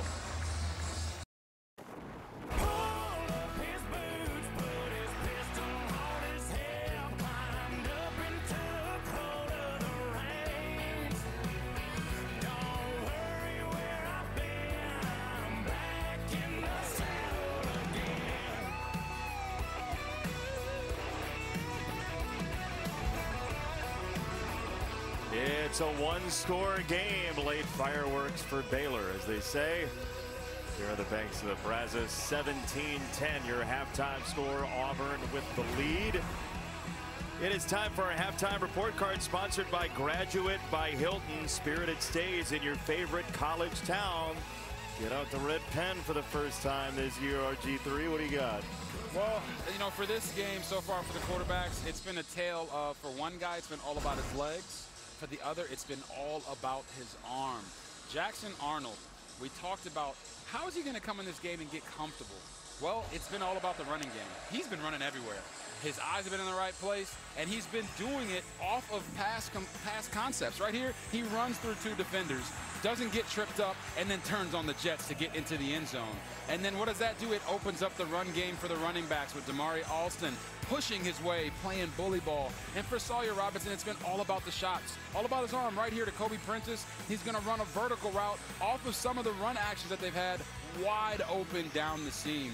So both of these quarterbacks feel like they've gotten into a little bit of a rhythm, although they haven't really been playing high percentage completion football. So the question is, what are both of these defenses set up for in the second half? What's next out of both of these play callers? Yeah, for Dave Aranda and the Baylor Bears, they have made the transition to getting extra defenders in the box so they can stop the run and not get bullied by Auburn's offensive line. When you look at Auburn, for them, they have to start winning the one-on-ones down the field, because Baylor has not necessarily been running the football that effectively, but Cole Wilson, catch and run, and the receivers deep down the field are winning the one-on-ones right now. They got to find a way to make plays. Auburn will get the first crack at the offense here in the second half as we go downstairs to Alexa. Yeah, hey, I got to catch up with both coaches heading into the half. Typical Coach Speak. Hugh Freeze told me those penalties at the first half absolutely killed us. We cannot keep giving those up. We got to stay disciplined. We're a tough group. And for Dave Aranda, he gave us the quote he told us all week long: it takes one. That was his message to his guys in the locker room. We got to gain some momentum. He also mentioned we got to get a takeaway. That's going to be a little bit tougher, though, right now. Jackie Marshall is out. He returned this second half, but in a boot, he will be on the sideline, guys. The it takes one in our meeting was followed by a discussion of Penguins jumping off of an ice cliff into some water, because it just takes one person to decide to take the plunge. Only Dave Aranda could pull off that analogy. Honestly, he's a wonderful guy. The players believe in him. And I don't know, I personally love the uniqueness and that he is himself. It's really valuable in life. It is valuable in life, and we talked to him about that. How do you come into a situation where the world is judging you all the time? There might be people at home right now that don't feel comfortable in their own skin. Dave Aranda is comfortable with who he is, what he likes to do, and his players love him for it. On a run, right up the middle, Alston crashing forward again. to the 38. First down, Auburn right back to the ground, Robert. Yeah, right back to the ground and right back to pulling guys to get in front. They pull the guard, they bring the tight end backside just to delay the contact and give the back an opportunity to use his patience to work through the defense. Just amazing run blocking going on right now by this Auburn offense. They've run for 6 yards a carry, and that was a little bit extra for Alston, who just thundered into Keaton Thomas. Yeah. Damari Alston is sticking to that name that they gave him, a Thunder. You can just hear his pads crack when he's hitting some of these guys. Even if it's 2 to 3 yards in a cloud of dust, it still has an impact on the defensive guys who know every single time I got to step up to this guy with a little mini neck roll and bring my shoulder pads with me. Love the mini neck roll. Week 1 of college football.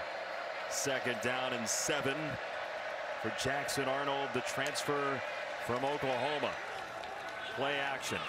He'll peel away again. Arnold has a first down and he wants more. He dances outside and finally gets wrangled by Tyler Turner. It's a gain of 9.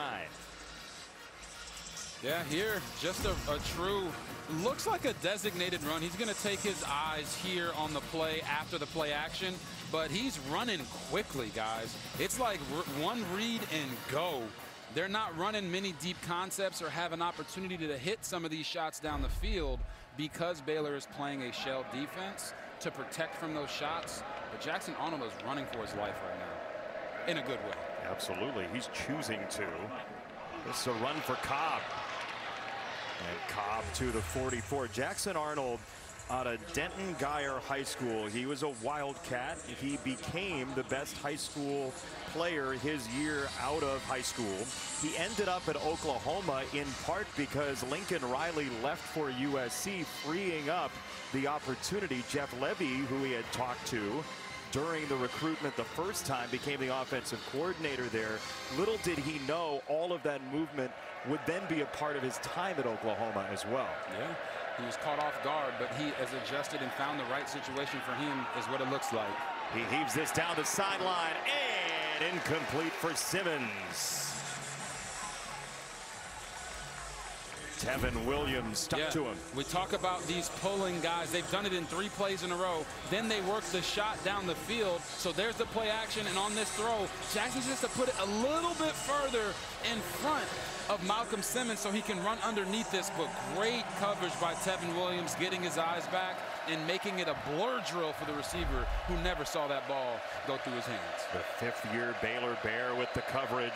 3rd down and 4. We'll see if this is 2-down territory if Auburn needs it. Arnold, short set, in the pocket. He'll throw. It is batted, and it is incomplete. Caden Jenkins, the junior 3rd-year defensive back for Baylor, got a hand in 4th down. Caden Jenkins knows that he has help over the top, so he's going to stick here as a cloud corner. So when they run this under, he knows, oh, this guy's mine. Gets his hands on. A little handsy before the ball got there, but guess what? The refs didn't call it, and he made sure that that receiver was going to feel his presence when he was trying to make that tough catch. There's Hugh Freeze immediately talking to Jackson Arnold. Now Dave Aranda, who typically does go for it on 4th down, watches Auburn punt. There's a marker down on the punt. Auburn touches up on it at the 6. That's Simmons who caught it. We'll see if that kick stands. This is where you can dream up an extra possession, though, when you are that type of team that is type A on 4th down. Yes. It's I'm sitting here watching one of these plays as we wait for this flag to be called. And illegal formation, kicking team more than 4 players in the backfield. 5-yard penalty from the previous spot. Repeat 4th down. They're going to make him kick again on the illegal formation. So Hudson Cock will boot it again.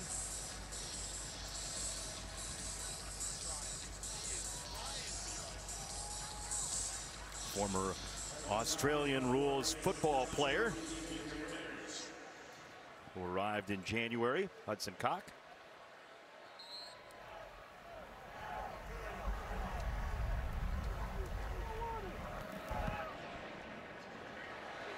Cameron back to receive it, and it's another good one from the Auburn punter.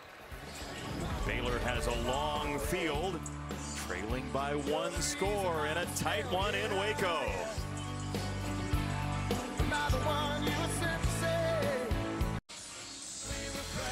Friday night football in the state of Texas. Baylor and Auburn, 2 quarterbacks who know a lot about playing football in Texas and have great pride about it. Sawyer Robertson from Lubbock Coronado, Denton Arnold, Denton Geyer for Jackson Arnold. Reading is difficult for me. Just said it 6 times tonight. Here is Robertson on a throw. He's got Trigg, and Trigg once again the most targeted player for Baylor, and he's in a 1-on-8 and he's winning. Trigg drags Auburn all the way across the 25. Relentless. What a second effort there by Michael Trigg. You're going to see him make this catch on the little stop route. Boom, 1, couple, 2, 3. How many Auburn Tigers does it take to take this man down? Too many. You talked about that Texas high school football. Michael Trigg is from Florida, but there's nothing bigger than Texas high school football, and he wanted a piece of it right there. Everybody knows who's had math in high school knows how difficult Trigg is, but that's beyond. That's what it feels like sometimes doing Trigg. Real quick, yeah. High school football in Texas. When you hear that, what does it mean to you? Everything's bigger in Texas. There's some other states out there that think they know what they're doing when it comes to high school football, but Texas lives it. These types of atmospheres, 50,000 people, crazed fans, cowbells, that is what Texas football is all about, and both of these quarterbacks are prepared for this big moment. Robertson into coverage, and he overthrew Wilson. 3rd down coming up. Maybe a miscommunication there, possibly. It certainly feels like it's a miscommunication when you're running that box fade. Again, it's one of Sawyer Robertson's favorite routes, but into cover 2, you can't make that throw as if it's the same as if it's cover 3 with a single safety or man coverage. He has to be able to see that, so it does appear that DJ Durkin is confusing Sawyer Robertson a little bit with the way that he is moving and shifting his defense. 3rd and 9, see what Durkin does. They'll rush 4 and a 5th late. Robertson has it batted right at the line. It is Keldrick Faulk out of tiny Highland Home, Alabama. One of the best defensive players in the SEC gets a hand up. Yeah, Keldrick Faulk is going to come right here, and guess what? He gets stonewalled by Ryan Lingell. But what do when you get stonewalled as a defensive lineman? You start playing volleyball, okay? And that is one heck of a spike. The volleyball team would be extremely excited about what Keldrick Faulk was able to do, patting that ball down. From a town of about 1,200, he says no stoplights, 1 restaurant. You know what the name of the restaurant is? The name of the restaurant is It Doesn't Matter. It Doesn't Matter Family Restaurant. Seems like that's what he did on that pass rush. Hey, I didn't win. It doesn't matter. I can still knock the ball down. It don't matter. They're watching it. It don't matter right now. 17-10 of the 3rd. Make sure you take a listen to Robert Griffin III's podcast, Out of Pocket with RG3, available on YouTube, Spotify, and Apple Podcasts. I appreciate that, Jason. I'm here for you. We have a lot of fun on the podcast, bringing on different guests, talking about the topics that you want us to talk about, and really just having fun. That's what it's all about. Hey, fun is good. 1st down for Auburn from the 29.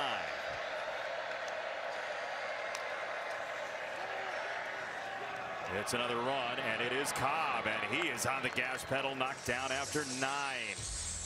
Auburn 7.5 yards per play on 1st down. All they're doing is reading this in man on the line of scrimmage with the back screaming across. If he stays in, they let him go. It's a leverage play. If he can out leverage that defensive end, they let him go.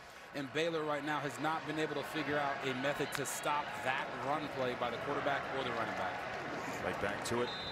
Off the right side, 1st down for Auburn. This is tough to deal with if you're a defense. Oh my. Yeah, if you're on 1st downs getting 7.5 yards, The entire playbook is open for you as an offensive coordinator. I know Hugh Freeze is calling the plays, but Derek Nix is also setting up the first down calls. And I got to say right now, he is winning in my book, because if I was Hugh Freeze, I would give this man a raise. I like you're trying to get the coaches taken care of. Here's Singleton all the way to midfield. It'll be very close, maybe about a quarter of a yard short. It's funny you say that, because the hoopla throughout camp was who's calling plays at Auburn. Yep. Is it Hugh Freeze? Here's a list of 3 people that might be. Is it Derek Nix? Is it the quarterback coach Kent Austin? Oh my goodness. All Hugh is doing is setting this up like an NFL organization. Certain guys run and work in different packages, but the offensive coordinator, in this sense of Hugh Freeze, calls all of it. So it's just a group effort to allow him to be the best he can be on game days. We just saw his right guard, Jeremiah Wright, leave the game. Arnold a run to the left side. Jackson Arnold crashing to the 30-yard line. It's a run of 21 once again. Now, I want you guys to watch what they're doing on this run play. He is reading this linebacker. If the linebacker vacates with the back, he's going to replace him. Boom. Right away, the safety overcommits. And Jackson Arnold, once again, with a big run. They are fully committed to him using his legs to help them win this game. They don't care how many times he throws the ball. They've run for 222 yards. Auburn has this to throw. Get it to Singleton and let him cook. To the 23. Singleton, every game in his collegiate career, he's had a grab. He's got one there. And this here is just a simple box count play. We call it, if nobody goes, I throws. If they don't cover down to the stack at the bottom, we're going to throw that ball. Alston weaving to the 14.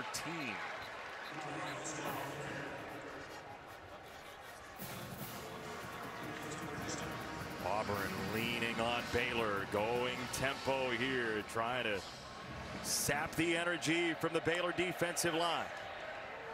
Quick hitter again. It's Singleton going to work, and he is crumpled down in a big heap on the sideline by Redding.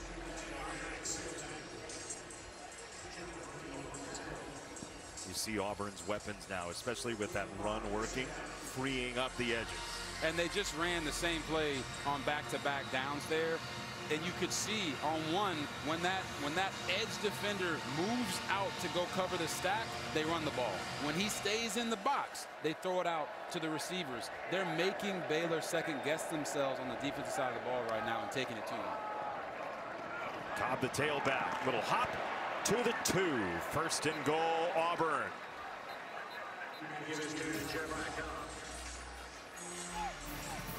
This is what Baylor had hoped to do with Washington and Pendergrass. Auburn's 2 running backs, fresh and alternating. And they're just leaning on them, wearing on them. You know, at the end of the day, when you're on that offensive line and you see that guy across from you, when we talked to Xavier Chaplin, he said, another man is not going to beat me. And that's what their approach has been so far. They're just beating them at the point of attack. Once again, it is a touchdown for Jeremiah Cobb, going low to score for Auburn.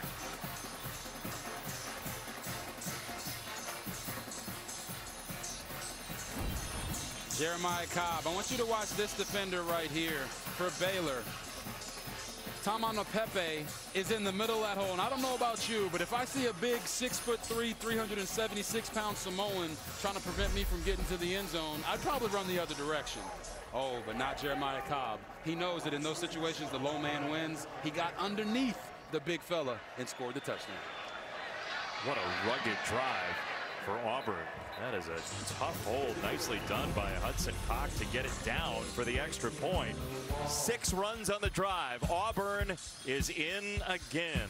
Their quarterback, Texas, is thrilled.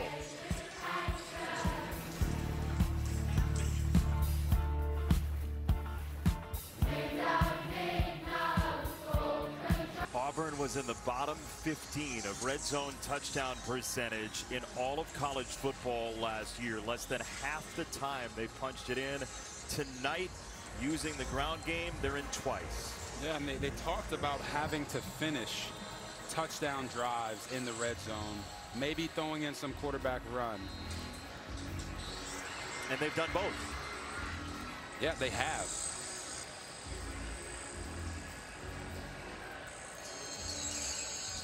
So Auburn will kick it away with Magoo.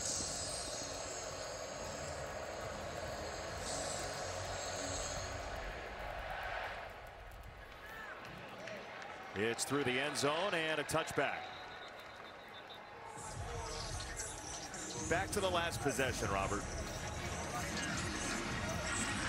Yeah, we talked about this. It's just a formation to get the defense to move out.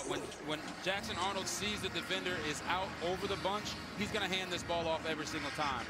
And it's a very free run for the back. The linebacker saying, Coach, what do you want me to do? Hey, I want you to move inside now. Jackson sees that no one is covered down on the outside. Now he's going to fake it to the back and throw it outside to Eric Singleton Jr. It seems like a very simple thing, and it's hit 7 yards here and 6 yards there, but it's constantly moving the ball forward and putting the defense in a bind. Washington sneaks away from one tackle and then gets knocked around by Champ Anthony, who went and cleaned everything up. He was in there, Winters was in there. Listen to Auburn's defense right now. Oh, yeah, when we say that they're barking, they are barking. They feel confident. They're up by 14. This Baylor offense, stalled out a little bit there at the end of the first half. And you saw a special play right there from Bryson Washington. It ended up being a great game, but it's going to take Baylor's best players to start making big-time plays to get back in this one. Robertson for Trigg. He got away again. It's a first down.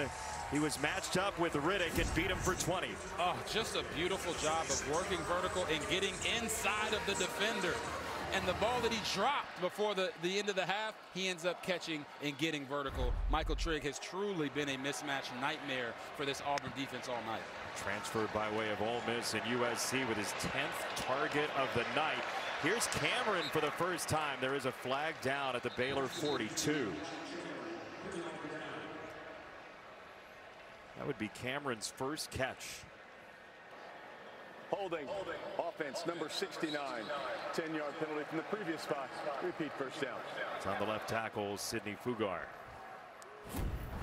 Sidney Fugar lined up right here, working in his pass protection. I really never have understood this.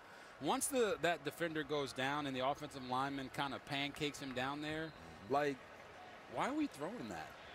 Why is that a flag on the offensive lineman for basically dominating the defensive lineman in that protection? Your question would be, did it affect the play? I don't think it affected the play. The defender was already at his waist and not going to be able to make that play there, but that's what they called. So now Baylor has to overcome it on 1st and 20. With Robertson down the middle again, incomplete. Crawford actually got a mitt on it possibly as he missed Cameron. Robertson looking for his 10 touchdown maker last year. Yeah, you're going to see Sawyer makes a nice throw, gets it above the backer, and it's a drop there by Josh Cameron. But I want you're going to see Sawyer's, oh my gosh. His hand on the follow through. Did you see that hand hit the helmet on the follow through? You could see him grimace. That's a tough one, but not getting Josh Cameron involved early in the game probably contributed to that drop. It's a low throw on a screen, and he's got it for Hawkins. Ashton Hawkins on a breakaway to the 27. The throw was low and outside, but Hawkins caught the splitter for 42. Yeah, Cole Wilson goes outside. Hawkins is going to come inside. A little screen play. And a little known fact about Ashton Hawkins, he has massive mittens, massive hands. That's why he was able to catch that low and away ball in stride and turn it up the field to make a big play for the Baylor Bears. The first thing Sawyer Robertson said about Ashton Hawkins when we chatted with him yesterday. Pressure coming from Auburn. Oh, Knighton with a big pickup. Knighton frees up Robertson. There's a marker in. Sawyer throws for the end zone. It's nearly intercepted by Winters, and we'll check the flag all the way back at the 36. Boy, Knighton threw his body in. Yeah, it's going to be holding on Caden Siraki there. Holding. Offense number 22. Oh. 10-yard penalty. Repeat first down. They're going to get Knighton. It was a good pickup. Yeah, they got Knighton on the hold. Watch Siriaki here and Knighton here. Siriaki's going to come down, and as the backer blitz, he goes back out. Knighton grabs the defender and holds him and pulls him as Sawyer Robertson is trying to escape the pocket. That's holding every single day of the week. And another 1st and 20 that Baylor will try to handle.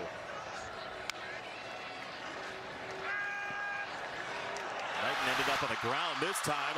It is Hawkins, and he is wrangled by Riddick. That was more Riddick Bowe than DeMarcus Riddick. It's a gain of 13. Yeah, you see the catch right here. He makes a move, and then he goes and, oh, that's a face mask. Should have been. That is 100% should be a penalty. That's a miss. I mean, I know he went to Baylor, but you didn't have to try to baptize him.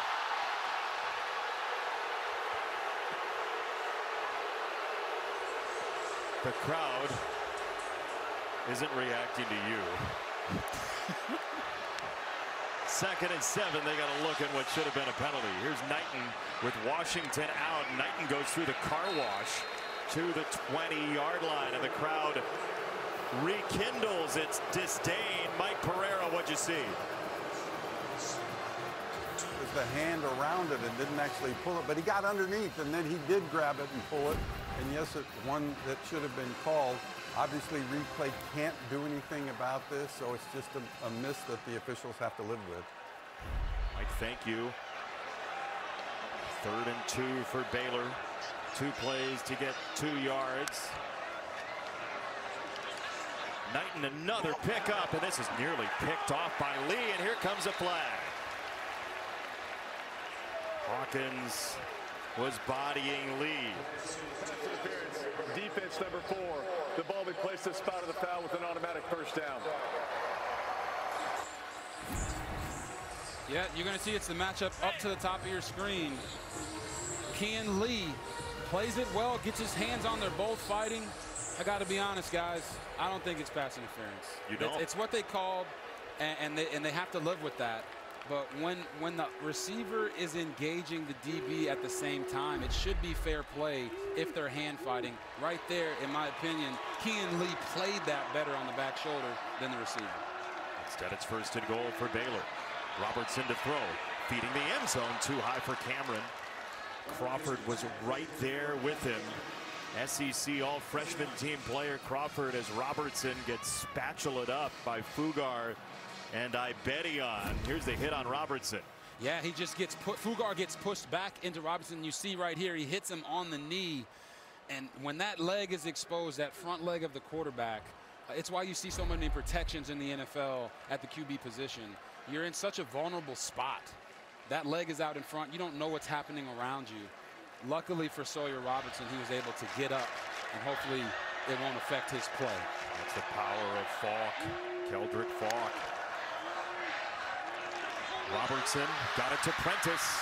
The Alabama transfer squeals the brakes and ends up at the 4.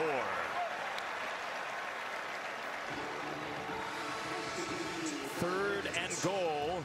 2 plays to get in for Baylor against DJ Durkin's defense. And with how this game is going, you almost feel like Baylor has to come away with a touchdown here. Nice job there by Kobe Prentice of not trying to be pretty and run along the outside. He got vertical, got them down to the 4-yard line. This is 4-down territory. Look for the quarterback run to potentially be something that Baylor uses. Hawkins in motion, looking that direction. Back over the middle for Trigg, and it's batted incomplete. Riddick got the hand in there. It's 4th and goal. And they had Trigg. He's going to run here and go right on a slant on the inside, wide open, once again winning that matchup, and he just can't sneak it in there. Sawyer Robertson tries to make that throw by leading him across the middle. On those types of passes, we want to throw them a little bit higher to the back of the end zone near the goalpost so Trigg can go up and make that play. Setting up 4th and goal. Knighton the tailback. Robertson goes that way. Knighton behind Kloffenstein. Touchdown, Baylor.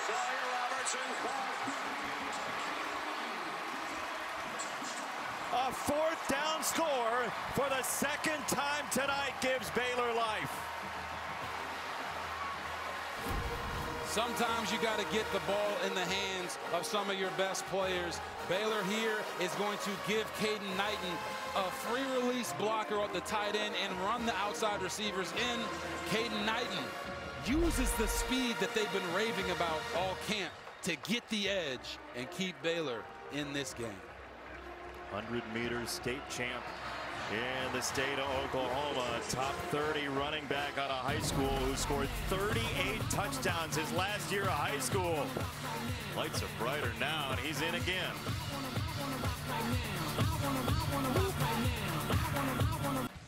Fox College football is sponsored by Discover. It pays to discover.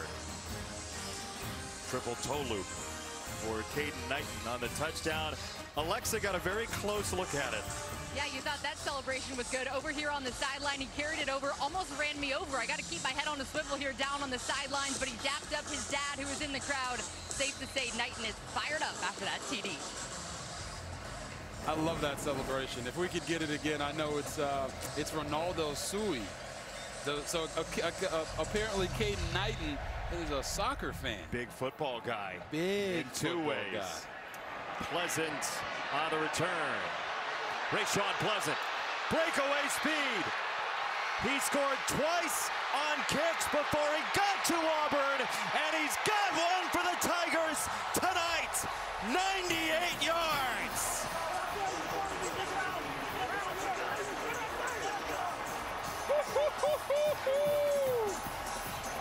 They told us that everybody in the country is going to know who this guy is. If they didn't know his name, they're going to know it now.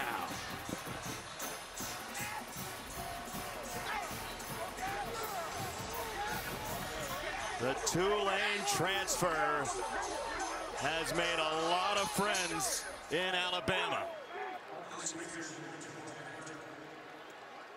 Man, the momentum shifts in this game have been just so drastic and crazy. Extra point is good for McPherson. This broke quickly. And this is the thing, when you watch Rayshawn Pleasant, a lot of returners are afraid to get in the thick of it. He doesn't hit this all the way on the outside. He runs through the gap. And then at this point, it's off to the races. And let me tell you, for Rayshawn, that was a pleasant surprise. As a track guy yourself, what's it like when you feel clean air? If he had hair, it would be flowing, right? You just know when you're running so fast that nobody's going to catch you. And he said, I told y'all, this what we bout. This what we do. 2 last year with Tulane against Louisiana and against UAB. And here against Baylor tonight, he has flipped this game in a big way.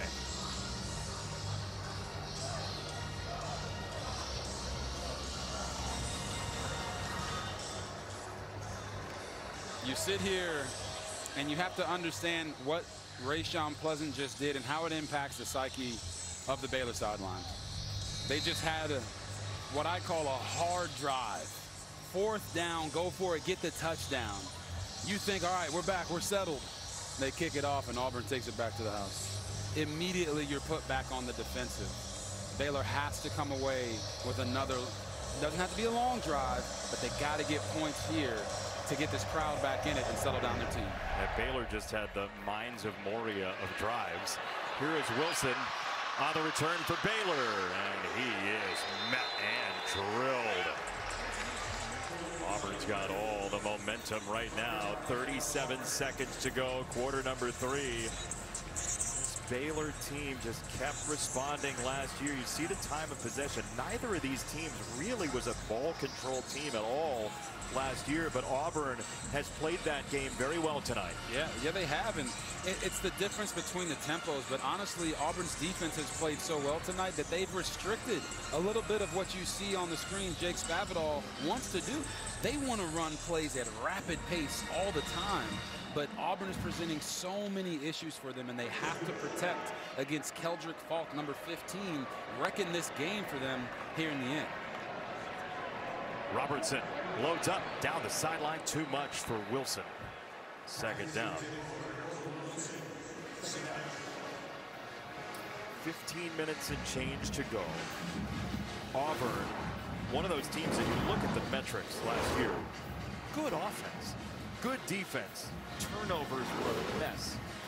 Red zone touchdowns were a mess, but Hugh Freeze and his recruiting ability, and we've seen it with the class that's coming in again, right? Very strong recruiting classes. This is his best team so far at Auburn. Oh, 100%. Best receiving core, best playmakers, best overall talent. Down the middle, here's Cameron, whirling into space. Cameron wheeling again. He's a tornado across the 45. A 7 on the Fujita scale for 27 yards. And finally there, Josh Cameron makes a play. But watch how quickly and how tight of a throwing window this is. Over one defender, between two defenders, spin move. Josh Cameron's out there making the defenders do the cha-cha and finishing strong down the field. He's probably thinking to himself, finally. That's the end of the third quarter. Timeout. How come he only got one spin move from you? There were two. Oh, there was two spins? Hey, man. Here we go. That's what the people want to see. You ready? Fourth quarter. Sweet.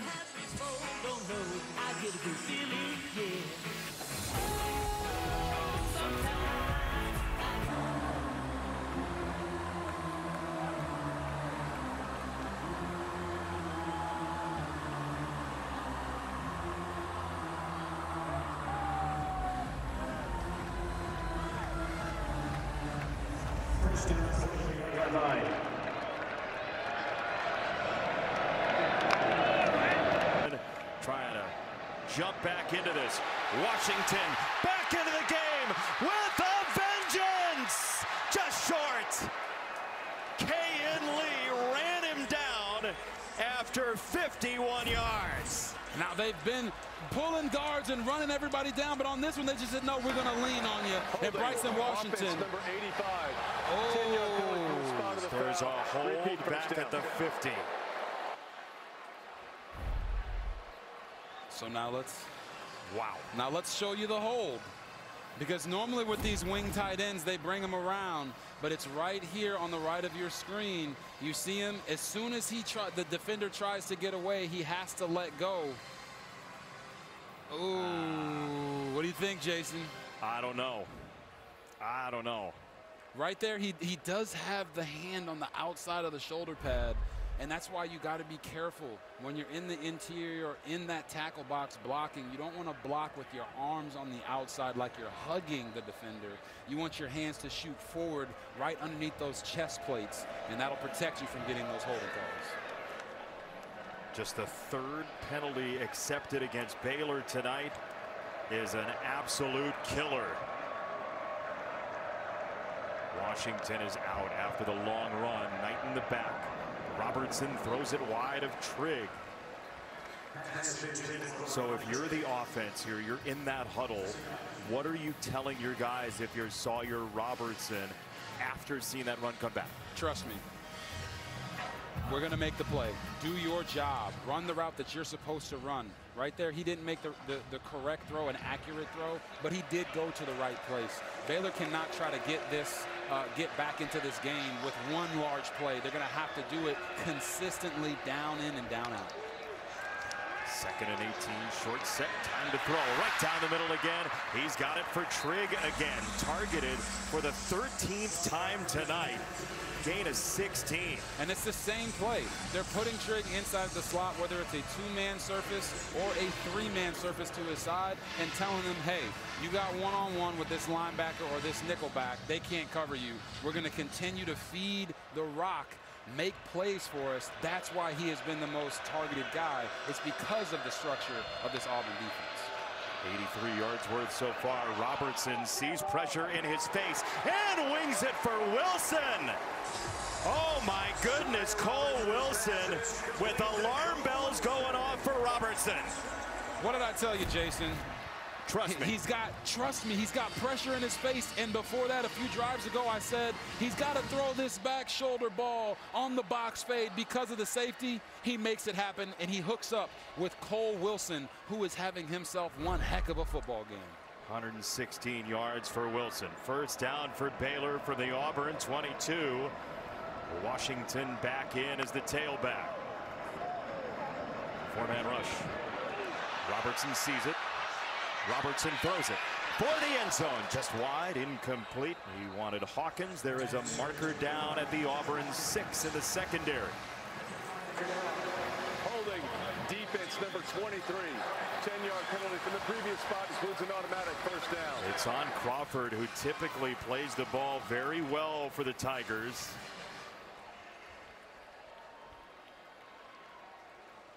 First down for Baylor. Yeah, they called this right here on Jay Crawford. Watch as Josh Cameron comes off the ball. He gets hands on. You got to let him go. At this point, now it's holding, and the ref has no choice but to throw that flag. First down. It's a handoff again. Washington trying to slice through. Barely kept his feet, and he'll get a yard and a half. Atkins the stop, 2nd and 8, under 13 to go. And Jason, it was interesting for Bryson Washington. He actually went into the locker room for a little bit. Not sure what happened there. I'm sure Alexa can probably find out for us down on the sideline. But then he comes back into the game and has that massive, big run. Him being back out there probably gives this Baylor offense even more confidence because they know they're back at full strength. He was out for the balance of the third quarter. He's next to Robertson. He'll get it again, picking his way up the middle and inviting contact and just collapsing forward to the 5. Third down for Baylor, who scored 2 touchdowns tonight on 4th down. You know, you think about what's at stake here for both of these teams, trying to trumpet themselves as contenders in an expanded college football playoff last year. Dave Aranda's team won 6 in a row before the bowl game last year, and a tough schedule that if they build up some wins, people are going to notice. Third down and 3, Robertson. End zone, touchdown, Trigg. He is an absolute nightmare for the Auburn second level. Remember that play they ran early in the first quarter that they didn't connect on? Right here, they run the same one, and guess who gets the ball? Michael Trigg. Sawyer adjusted, put some air on the ball, allowed his receiver to make a play on it. Michael Trigg, coming into this game, had the potential to truly break out. He is showing NFL scouts that are here, and I saw a bunch of them, that he might be a tight end that could play at the next level. Hey, don't tell the folks in the NBA, by the way, because he was 20 points a game in high school basketball. A lot of the NFL hanging around, but you never know. Maybe the Mavericks are watching too. Well, they traded Luka, so. 7-point game. And now I live it. Fox College Football is sponsored by Liberty Mutual Insurance. Only pay for what you need. Baylor got the 51-yard run from Washington. It was called back. 6 plays later, Trigg finds his way into the end zone, and they love it on that sideline. It's really a testament when we have these meetings and they come back and tell us exactly what is going to happen. Sawyer Robinson said, I'm going to feed the hot hand. Cole Wilson and Michael Trigg are the hot hands you see there, having more receiving yards than the rest of the team combined. He said it's based on feel, Sawyer Robertson. And he's got that with Trigg. Our Good Hands moment sponsored by Allstate, celebrating 20 years of the Allstate Good Hands Nets program. Rayshon Pleasant flipped this game in a heartbeat. Yes, he did. A pleasant surprise on that kickoff return for a touchdown. Really swung the momentum back in Auburn's favor. Let's see if Auburn can put together a drive here. Their last couple touchdown drives have been really long, drawn-out ones that eat up a lot of clock. It would be paramount for them to do that right here with Baylor now having the momentum. Auburn has run for about 6.5 yards per play on the ground. Alston crumples after 2 in the arms of Keaton Thomas. 2nd down and 8, and Alston is slow to get up. See if he stays in. They've got a 1-2 punch with Cobb. Yeah, he's coming off. Yeah, I mean, they've been feeding him a lot throughout this game, and he's been running right into the thick of it with guys like Keaton Thomas and Matthew Fobbs-White attacking the line of scrimmage. You hope that he's okay and can come back into this game. Arnold for Cobb. Swinging out of the backfield, and he goes down. Oh, what a play by Devin Bobby, the senior for Baylor, fighting through a block. Oh my gosh, if you could see where Devin Bobby came from, deep at safety, makes the tackle. Sometimes when guys go low, they close their eyes and don't see what they hit. Right here, Devin Bobby makes sure he finishes the play on the ground. He is a great player and a guy that they don't ever want coming off the field. Dave Aranda said he's playing his best football that he's seen right now. 3rd down and 8. Arnold lets it rip, and a 1st down. What a battle for Horatio Fields, and tangled to get the extra yard. Yeah, just a physical route. He's going to run what we call a lightning. Push vertical, boom, sit it down. He's not afraid to put his hands on the DB because the DB is putting his hands on him.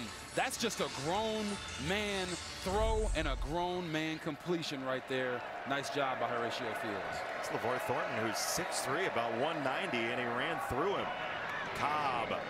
That's what Auburn's been doing on 1st down, grinding to put Baylor behind the sticks. 2nd down and medium. DJ Coleman, the stop. We're under 10 minutes. And if you're Auburn, how much do you feel the fatigue on the Baylor line, and how do you use that? Yeah, you certainly feel it. It's not just the fatigue. It's also the fact that number 0, Jackie Marshall, is not in the game. They're running right where he would be in these situations because they know the leader of their defense is off the field. It's a long mesh. Cobb's got it, and he is tackled by Phoenix Jackson, who just followed him and shadowed him the whole way. 3rd and 3. I mean, if you can just watch, Phoenix Jackson is here, and he's going to end up making the tackle all the way on the opposite sideline, runs right through the offensive lineman. If you ever thought that these young men don't want it, it takes that type of effort in a game like this with 2 powerhouses going at each other. You see Marshall on the sideline. All he can do is watch right now.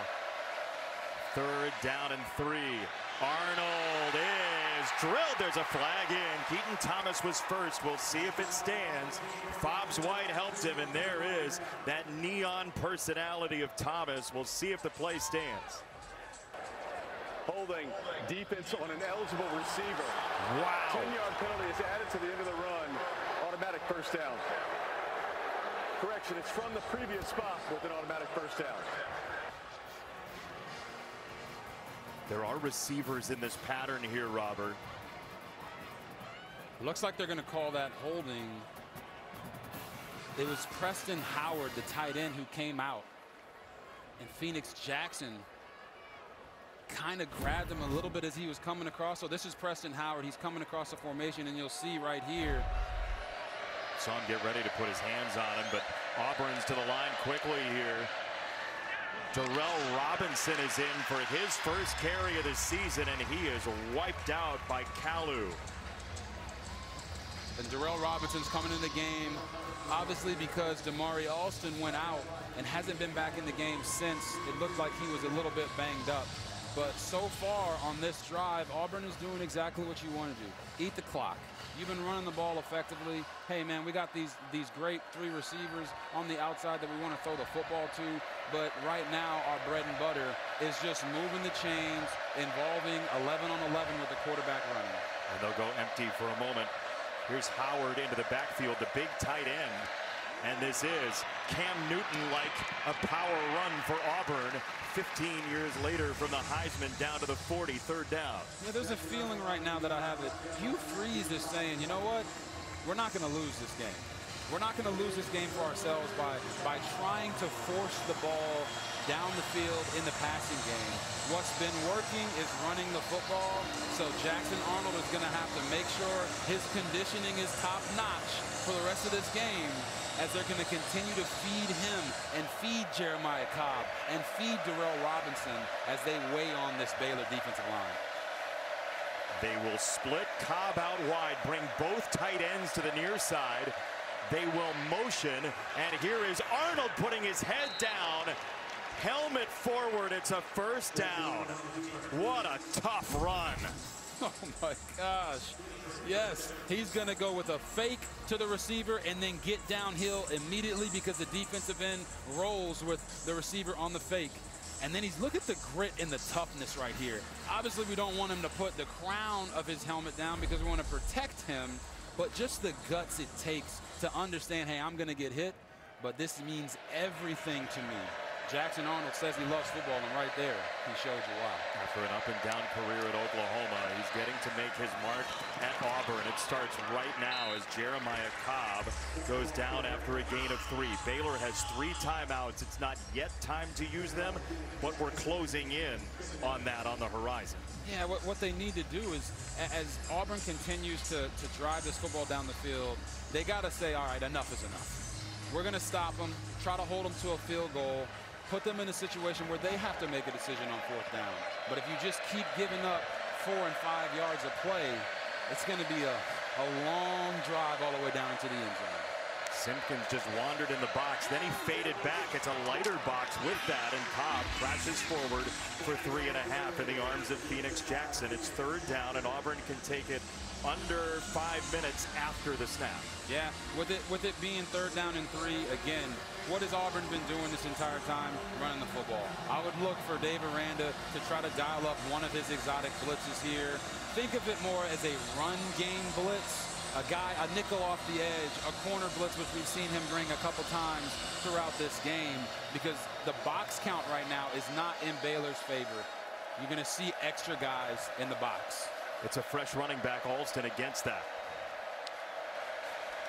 They do load the box. They do feed Alston, and he is down short of the line to gain by a yard. So now Hugh Freeze with all of the kicking questions.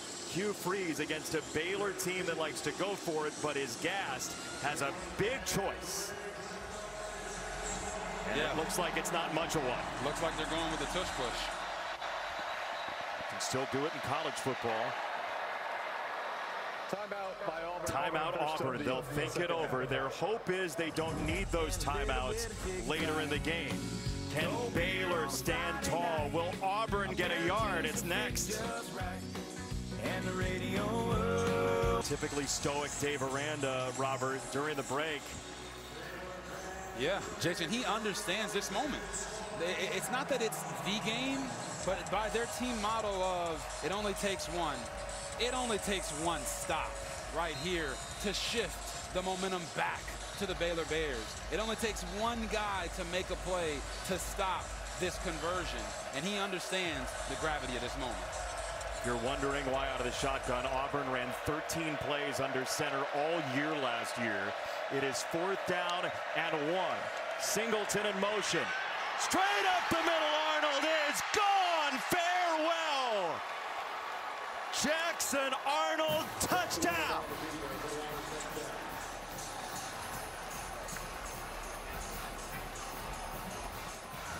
Oh my gosh. What a run, what a play call. I want you to watch all of these defenders as Eric Singleton Jr. comes across the formation. They're all overrun the gap, and Jackson Arnold looks around like, you gotta be kidding me. This is the easiest touchdown run I've had in my career, untouched. Man, we talked about him being a dynamic playmaker. He came ready to play today. Goes into the transfer portal. You have no idea what your legacy is going to be. You were at Oklahoma for a season that you wish were better. A couple of them. He breaks free. He's got Auburn in the lead by 14, making a really rough night on Baylor with Jackson Arnold's legs. It's Thriller time. F40, that's the brand new coupe. Fox College Football is sponsored by Kit Kat.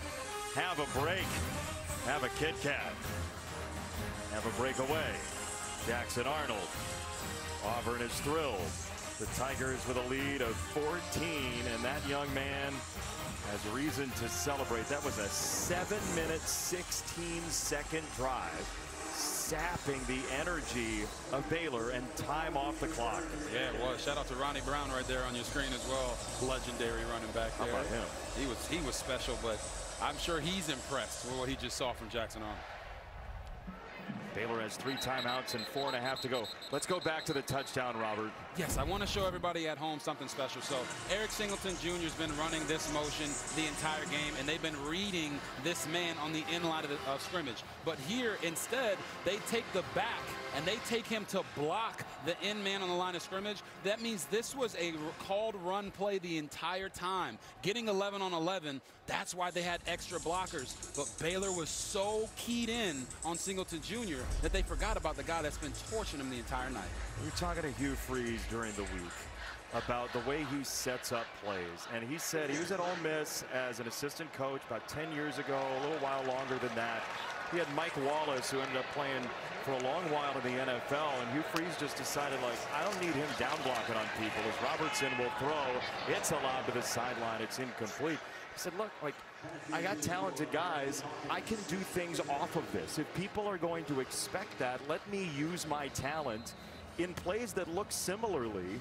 As there's an injured player down, it is Williams, Amaris Williams for Auburn. But it's kind of a revelation for Hugh Freeze because of the talented player Wallace in what he can do in plays that look alike. Yeah, it's probably why he's also been a really effective recruiter when it comes to receivers.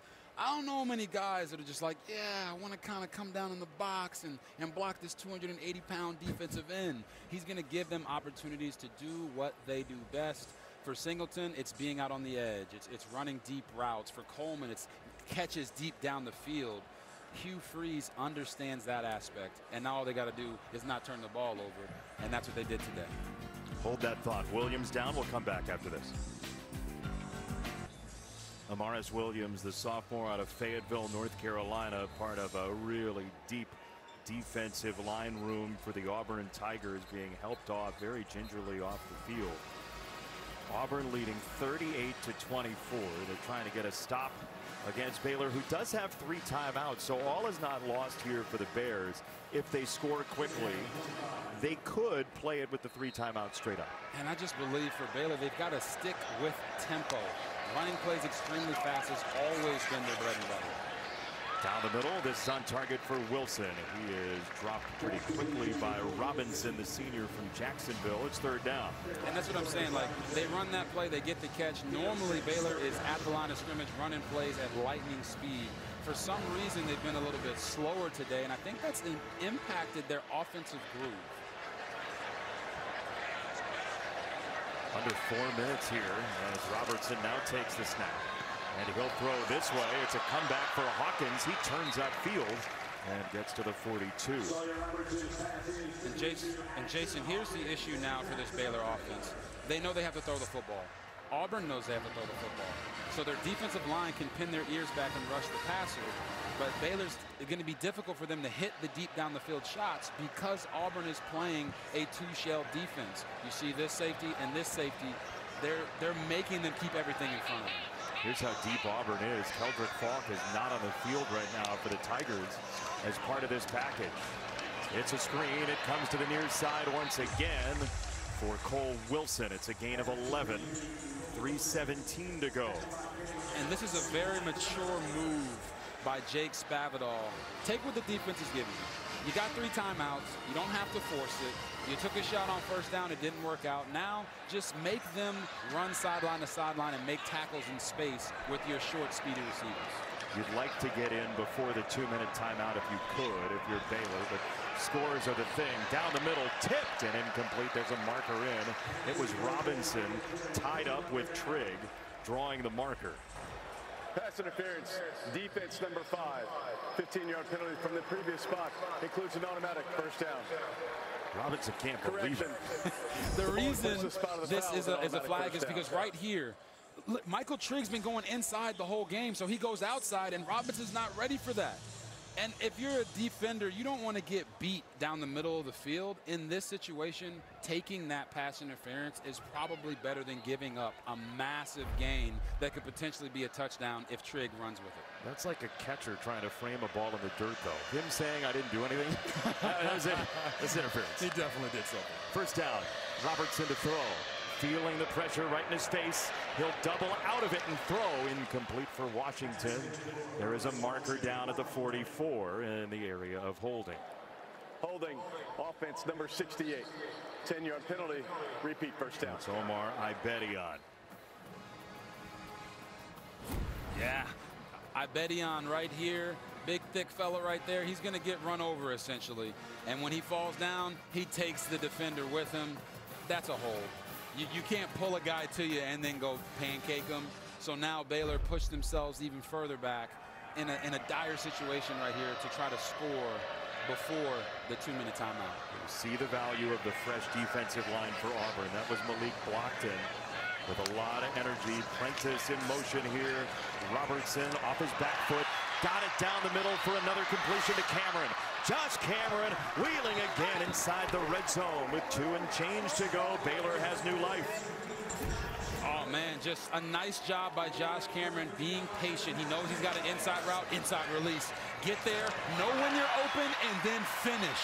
He's a big, strong fella, almost built like a defensive end, and it seems like nobody's been able to tackle him on that first point of contact for this entire game. A former walk-on, Josh Cameron. Hugh Freeze wants the clock to be moving, and you see in the background all of his assistants are following along. Pretty smart to follow the head coach. Yeah, you don't want to go up to him and say, "Hey, coach, here's why." Not with that look.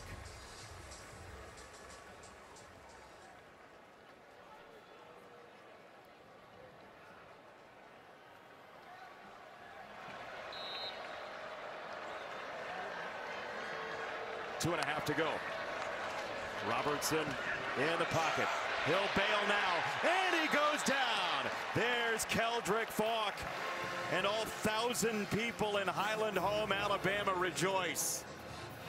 You want to know why people are happy that the Packers traded for Micah Parsons? It's because in late game situations, you need a closer, and Keldrick Faulk had been disappeared for the majority of the game. But now at the end, because he's been kept fresh, he can make those plays off the edge. Just got that play off. Falk sped up the timer again, and Washington is drilled by Atkins. Oh, man, what a collision. This is the 2-minute timeout of the second half. 2-minute timeout. We'll take a 30-second break with Baylor driving. 38-24 your score. Auburn with the lead over Baylor. The Bears are driving, and Sawyer Robertson looking to have a big moment in Baylor green. And while we have a moment, let's go back to November of 2011. Take us through this against Oklahoma, Robert. We just happen to have the footage. Yeah, you just happen to have the footage.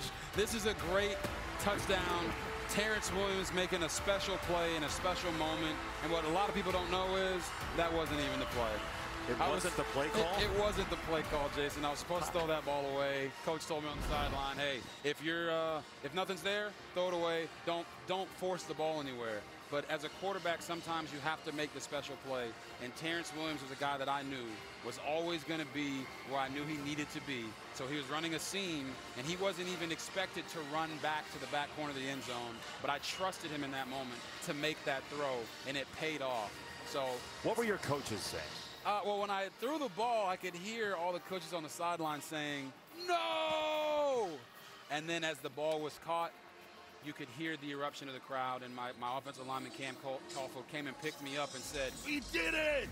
So that Heisman moment is something that's ingrained into my memory, and it could be something that a guy like Sawyer Robertson could potentially have here if he can get his team back in this game. Yeah, under 2 minutes to go. What has to be in your mind? What freedom do you have to have to make a play like that if you're this young man. Yeah, if you're this young man, look at the two guys that you've been targeting for the majority of this game. Cole Wilson has been making a ton of plays on deep shots and also on catch and runs. It's 3rd and 13. The matchup that you have exploited this whole game has also been Michael Trigg on the linebackers and safeties of Auburn. If they come out in a two-shell, Trigg has to be the answer. When you say two-shell, what are fans looking for here? You're looking for these two safeties. That's a two-shell defense, means you have one-on-ones all along the inside. Trigg in the slot at the bottom of your screen. He comes open. There he is. It's Trigg down to the 10-yard line. And that is very close for Baylor. They're going to say 4th down for the Baylor Bears. 4th and 1. 3 timeouts, but they need them. Clock is moving right now. Got to go.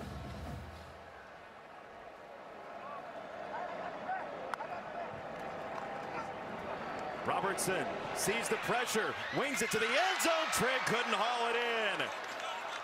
Auburn takes over on downs as Trigg could not reel it home. He went to the right place. He went to the right player. And Trigg just couldn't haul this ball in. And that's what they say. Primetime players make primetime plays in primetime games. And right there, Baylor just came up a little short. People will talk about the 4th and 1 call and say maybe you should get the 1st down. Where do you stand on the play call, Robert? I think you're trying to win the game. They haven't been able to really move the line of scrimmage a ton on the offensive line. The majority of their yardage has come through the air. As you can see, Baylor only has 64 yards rushing. Yep. So they trusted their matchup, their one-on-one. I've got no problem with taking that shot. We're only looking at it that way because it was dropped. Yeah, it's 1st down for Auburn here. Alston steps out of a tackle and wanders his way to the 15-yard line. There's the first Baylor timeout. An Auburn 1st down finishes the deal here as we take a look at our team comparison sponsored by T-Mobile. Auburn has rattled off 301 yards on the ground, RG3. Yeah, those are the two biggest numbers here, right here, and the rushing yards. Going 5 of 15 on the money down is never a winning recipe. Baylor was not good enough tonight in those moments to stay on the field and convert. And for Auburn, they told us time and time again, they have to win the line of scrimmage. I think 301 rushing yards on this Baylor defense and 6.1 yards a carry is winning the line of scrimmage. That's even better than they were last year. They were a top 25 team in yards per carry. They were 5-7 last year. Auburn has gotten better through the portal and the offensive line, and we've seen it tonight. Yes, it gives War Eagle all those expectations that they had coming into this game. They're probably going to be bigger after leaving this, because this is a really good Baylor football team that is extremely experienced. Auburn wanted to know how are our young players going to show up tonight, and they showed up. Big time. Our Above and Beyond, sponsored by Jersey Mike's. Before 3rd down, be a sub above. Jackson Arnold, 134. You said it, and Matt Powledge, the defensive coordinator for Baylor, said, look, to you, he's like, people aren't talking about Jackson Arnold and his legs, but what he can do is huge in this game, and it was. And the best thing he did was he protected the football. Hey, they're giving me reads. It's either a run, a handoff. I got one read to go. I'm going to make it happen. I'm not going to complain and say, no, I want to go through 4 or 5 progressions. I'm going to make plays and make the right play for my offense when the coach calls the play. Everybody over pursues. I'm going to go hit that gap and score a touchdown. Call it 3rd and 2. Here he goes again. Jackson Arnold very fittingly wins the game for Auburn, barring an absolute catastrophe. Yes, it's just time and time again. I got to tip my hat to Hugh Freeze for the way that he called this game. Early on, it was like, man, we want to get our receivers on the outside involved. These highly touted guys, they could still be All-Americans. But today, underneath the Friday Night Lights, it was the running game, and he stuck to that. Jackson Arnold probably is coming out of this game way more confident, and he'll step into their next games throughout the next couple of weeks, and maybe they'll get that passing game going. Denton Geyer's finest gets Auburn to the finish line tonight. They've got big games coming up. He'll very much care about that Oklahoma game. But how about this for Auburn tonight, RG3, as Jackson Arnold's going to enjoy this thing for a while. No turnovers, 2 for 3 in the red zone with touchdowns. Yes. A total 180 from last year, and what ailed Auburn. The Tigers have some fixes. They win 38-24 over Baylor on the road in the opener. Just an amazing performance. And what about this night game, Friday night? You know why I like the night, Jason? Why is that? Because without the darkness, we'd never see the stars. Jackson Arnold looked like a star tonight. And the Auburn fan base is definitely going to be rolling Toomer's corner. Oh, yeah. They've been waiting for this game for months. Months and months. 4 years without a winning record for Auburn, and then a full year, 2019, their last winning record in a full season before COVID.